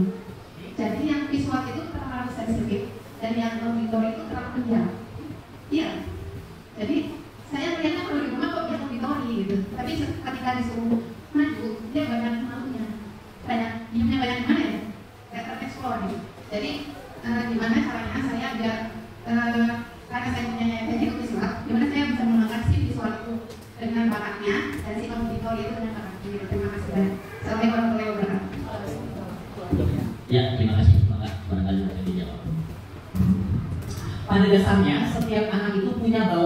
tiga beda. Visual dia punya, auditory dia punya, kinestetik dia punya. Tapi on situational yang paling menonjol itu yang disebut dengan learning style, gaya belajarnya. Kapan anak visual muncul auditory sama kinestetiknya? Padahal dia itu punya sensitivitas, ketidakpedean yang tinggi. Tapi pada saat momen tertentu contoh, anak yang kayak visual disuruh nari bisa, tapi tidak akan se-explore anak kinestetik audio. Tapi dia bisa, tapi dia masih bilang, aku punya halus, aku segini gak jelas. Tapi dia muncul, itu namanya maski. Auditory kinestetik bisa gak jadi visual bisa, pada saat dia sudut manis pada sendiri dan dia dipaksa, tapi dia tidak akan natural situation. Nah, oleh karenanya ada kontradiktif perilaku namanya. Visual yang dia punya rumpun ketika dia lebih sensitif, dia lebih fokus, lebih stabil dan sebagainya. Biasanya si visual ini akan berdiri sendiri. Hampir dalam visual itu goyang kinestetik. Atau kinestetik gak jadi visual hampir jarang. Tapi yang punya rumpun sepadan itu auditory kinestetik. Contoh, anak saya auditory bisa nggak lompat kinestetik misalnya itu kebalikannya, karena rumpunnya sepadan. Tapi ada pengalaman orang tua anak saya kayak auditory, tapi kok mentalnya visual. Ternyata banyak faktor. Cek aja. Ada anak yang di rumahnya aktif, yang di sekolah pasif. Atau kebalikannya, anaknya di rumahnya pasif, di sekolah dia bergerak. Gak mungkin ada seorang sendiri banget. Dia punya apa? Dia punya tuntutan environment atau lingkungan. Jadi berkaitan kalau budak-budak PD nanti dicek misalnya, kok bener kan anak saya auditory, berarti kayaknya adalah kembangnya mentalnya. Bener kan anak saya visual kembangnya akademisnya. Bukan berarti mereka tidak boleh masuk ke tidak ini, akan too much, tidak akan berhasil di bidangnya. Gitu ya. Jadi saat Ivan itu ketika dilakukan screening atau assessment, udah terdiagnosis nih anaknya visual, maka fokus aja di tiga bidang kemudian ini. Boleh nggak dia belajar bidang organisasi sah saja kalau dia mau, kalau dia suka, kalau dianya oke. Tapi saran Ivan, fokus aja di dia. Karena buat apa kita punya anak-anak banyak bakat, tapi akhirnya bakatnya tidak terselesai secara optimal. Ayo kak, lomba nyanyi ikut, lomba lukis ikut, lomba ini semua lomba diikuti. Akhirnya tidak punya kekhususan itu. Makanya kalau dia punya kekhususan di bidang A, B atau C, fokus aja di sana. Nah, kalau ternyata itu prediksi budaya, tapi kalau ternyata setelah dilakukan diagnosis dia ternyata visual juga, maka valid. Artinya anak visual cenderung hati-hati kalau bertindak, cenderung dia punya ketidakpedean kalau tampil. Tapi dia orangnya vokal misalnya, dia susah ngomong, dia suka apa. Oh berarti visual auditorinya ada di situasi tertentu yang harus dilakukan. Ibunya, nah sampai Ivan anjurkan dulu aja, dia kan sekarang kita nggak bisa menelurkan. Kayaknya saya kinestetiknya juga gitu. Kayaknya itu dilakukan assessment atau diagnosis. Ibunya bisa Ivan. Tapi overall kita bisa mengobservasi dari keseharian anak dan hobi anak. Itu aja. Ya, jadi makin sering kita melihat perilaku anak, hobi anak yang secara konsisten dia melakukan, maka makin kita punya sensitivitas untuk memprediksi. Boleh, kita lakukan. Makasih Bu. Ya, selanjutnya Mbak Karisa.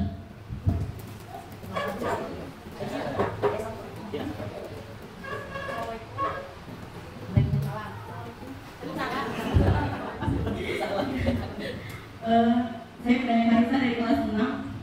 Ingin bertanya Rifan, gimana caranya langkah tepat apa yang harus dilakukan sebagai orang tua untuk agar ada kewisaraan banting dari masalah sekarang atau untuk masa yang akan datang. Itu yang pertama, biar anak tersebut bisa menyelesaikan masalahnya sendiri. Terus yang kedua, tidak bisa kita pungkiri kasus bullying fitness di setiap sekolah masih ada. Dan langkah apa yang menurut Kak Ivan harus lakukan baik dari sisi orang tua yang menjadi korban ataupun menjadi pelaku, dan apa yang harus dilakukan oleh pihak sekolah biar tidak ada kesalahpahaman orang tua dan pihak sekolah. Terima kasih.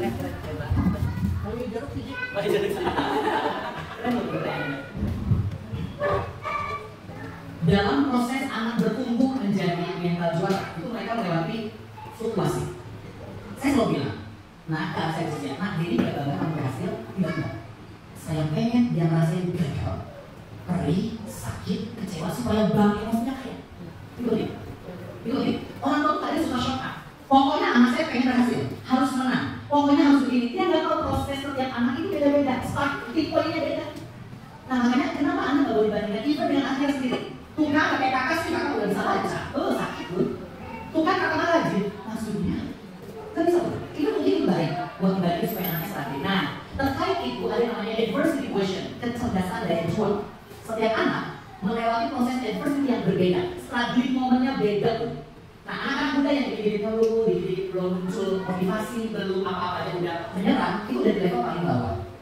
Itu level banget ketika misalnya levelnya masih level 1. Nah caranya gimana? Makanya anak-anak yang ada di level bawah ini, itu mereka harus butuh banget guidance, pendampingan, jangan dilepas. Itu misalnya benar kayak ngajarin sesuatu hal, tuntaskan dulu dan kita tungguin. Itu nih, nggak yang langsung bekerja sama anak. Udah nanti udah tinggal ya, belum tentu yang saya belum tentu nanti dia bertanggung jawab menyelesaikan sampai selesai. karena tingkat daya juangnya rendah, jadi dia harus bantu. Tapi dengan adanya supervisi dari orang tua, dia bisa naik lagi ke level kedua. Nah level kedua ini udah agak aman, walaupun yang ini, mama aku mau tapi, jadi boleh ada transaksional di situ. Tapi kalau itu sudah semua, maka daya juang terbaik dia adalah di level 3. Level 3 itu sudah tidak ada paksaan dan drama, dia mau percaya. Kalau dia jatuh mau sendiri. Kalau dia ada masalah, dia mikir solusinya apa. Oh itu keren banget. Tapi sampai ujung-ujung, anak-anak model kayak gini dididik dari pola asuh beda praktis. Anaknya salah dari paling dulu, tanya dulu, kenapa kamu begitu? Nah, betul kamu yang melakukan, betul kamu yang bikin. Kira-kira apa yang harus kamu lakukan? Jadi otak anak itu diajar untuk memikirkan sesuatu yang dia harus ucapkan, jangan apa-apa disuapin. Makanya dari suaminya enggak. Tenang nanti ada apa-apa, kalau tenang sama mama selesai, no.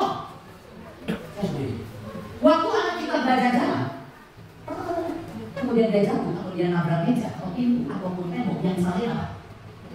Kebanyakan orang tua yang aku, cool. Nah, kalau ini sekarang anak-anak blaming atau people, nyalahin orang. Ketika dia, kamu ya, yang enggak bukan aku ya, tuh kan, dia akhirnya lepas. Kenapa? Karena orang tua juga selalu konsep. Tapi ada yang tiba-tiba dia belajar sepeda, belajar orang itu masuk kok. Ibu nyalahin anaknya dulu sepeda yang dulu mas. Anaknya belajar sepeda, jawab dulu. Nyalahin dulu anaknya yang dulu sepedanya dulu. Kan dulu kan sepedanya. Beda guys. Kalau orang tua yang fokus nyelamatin dulu anaknya, lebih skill kan, lebih mudah jadi aman. Mama aku keren ya, afeksinya dapat. Tapi kalau nyalahin, kamu udah lihat itu ada ini, mama kan di sini bla bla bla. Akhirnya jadi korban terus, selalu jadi korban. Makanya misalnya harus kembali tuanya cek dulu, seringnya mana kita?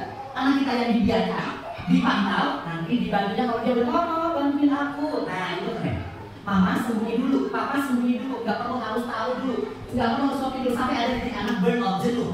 Aku bisa, otak aku yang keren. Oke, mama. Itu baru keren. Ya, jadi kayak makanya di anak yang masuk SMP khususnya dia harus punya investasi level 3. Kalau enggak dia akan terlepas dari sebuah susah. Dapat PS sedikit, dapat calon sedikit banyak. Kemudian sampai mau sekolah aja. Aduh, udah banyak calon sedikit. Aku udah jadi fokus. Di tugas aku biar masih lama. Satu fokus yang dulu gitu. Kenapa? Karena anaknya investasi push dari soalnya kan semuanya. Itu aku bisa. Lagi ya, oke. Kalau kita bicara perlindungan, Bunda mau di sekolah dari mana aja, level mana aja, nggak pernah bisa keluar dari zonasi ini. Yang perlu kita sampaikan tadi, kalau dia punya effort di question pas level 3, dia sudah bisa memproteksi. Kalau kamu kena dampak ini, apa yang harus kamu lakukan?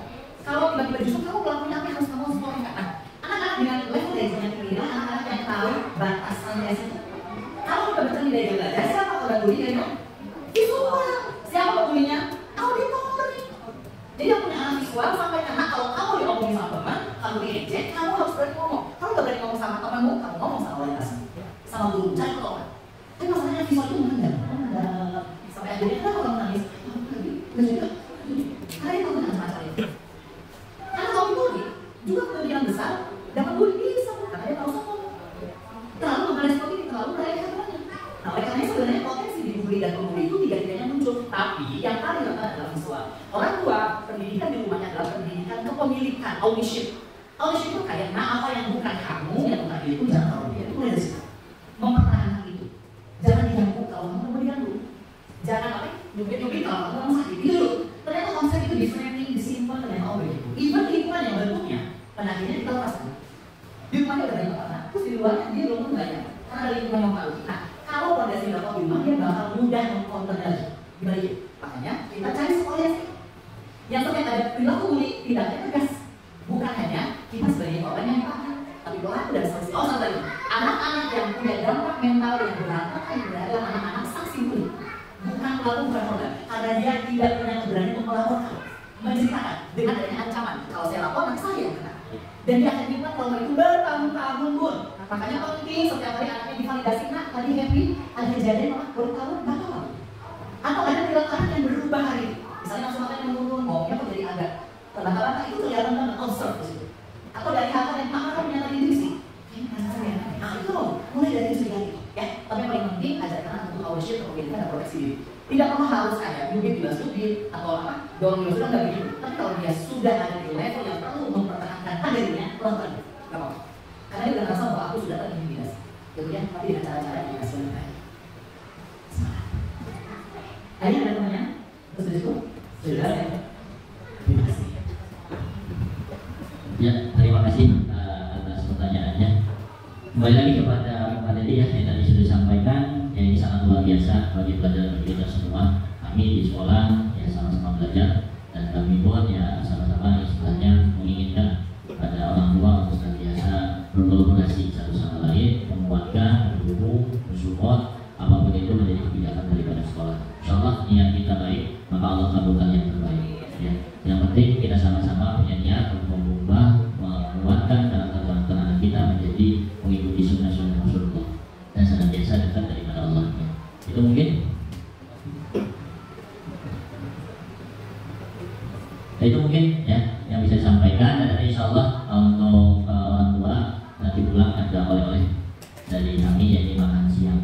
Ya, nanti bisa apa namanya panas lagi gitu ya. Itu mungkin yang bisa kami berikan, semoga bermanfaat ya, semoga kita sama-sama belajar untuk kebaikan anak kita semua. Kita tutup dan akhiri pada pertemuan kali ini dengan bacaan hamdalah lagi alhamdulillahirabbil alamin, subhanallah wa bihamdihi, asyhadu an la ilaha illa anta, astaghfiruka wa atubu ilaik. Dari kami sekian, assalamualaikum.